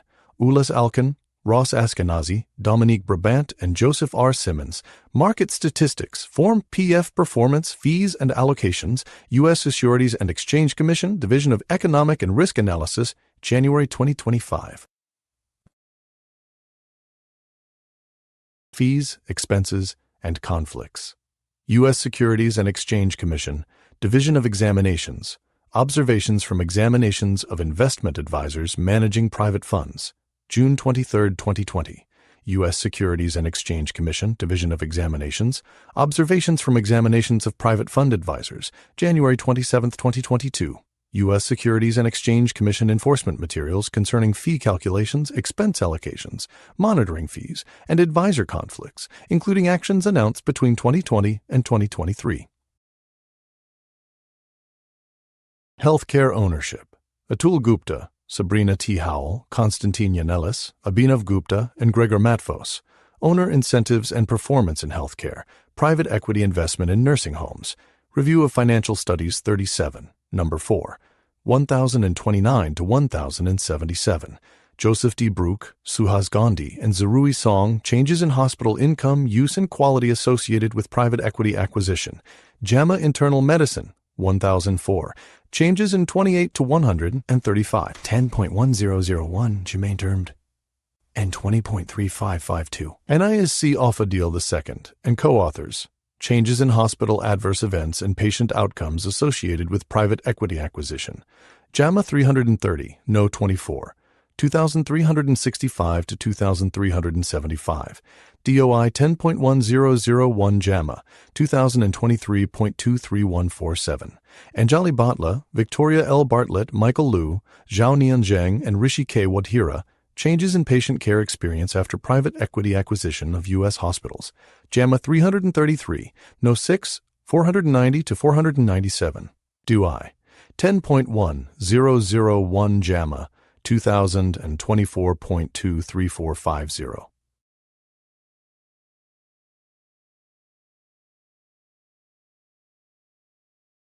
Private Credit and Financial Stability. Board of Governors of the Federal Reserve System, Financial Stability Report, April 2025 and May 2026 editions. Board of Governors of the Federal Reserve System, Bank Lending to Private Credit, Size, Characteristics, and Financial Stability Implications. Fed's Notes, May 23, 2025.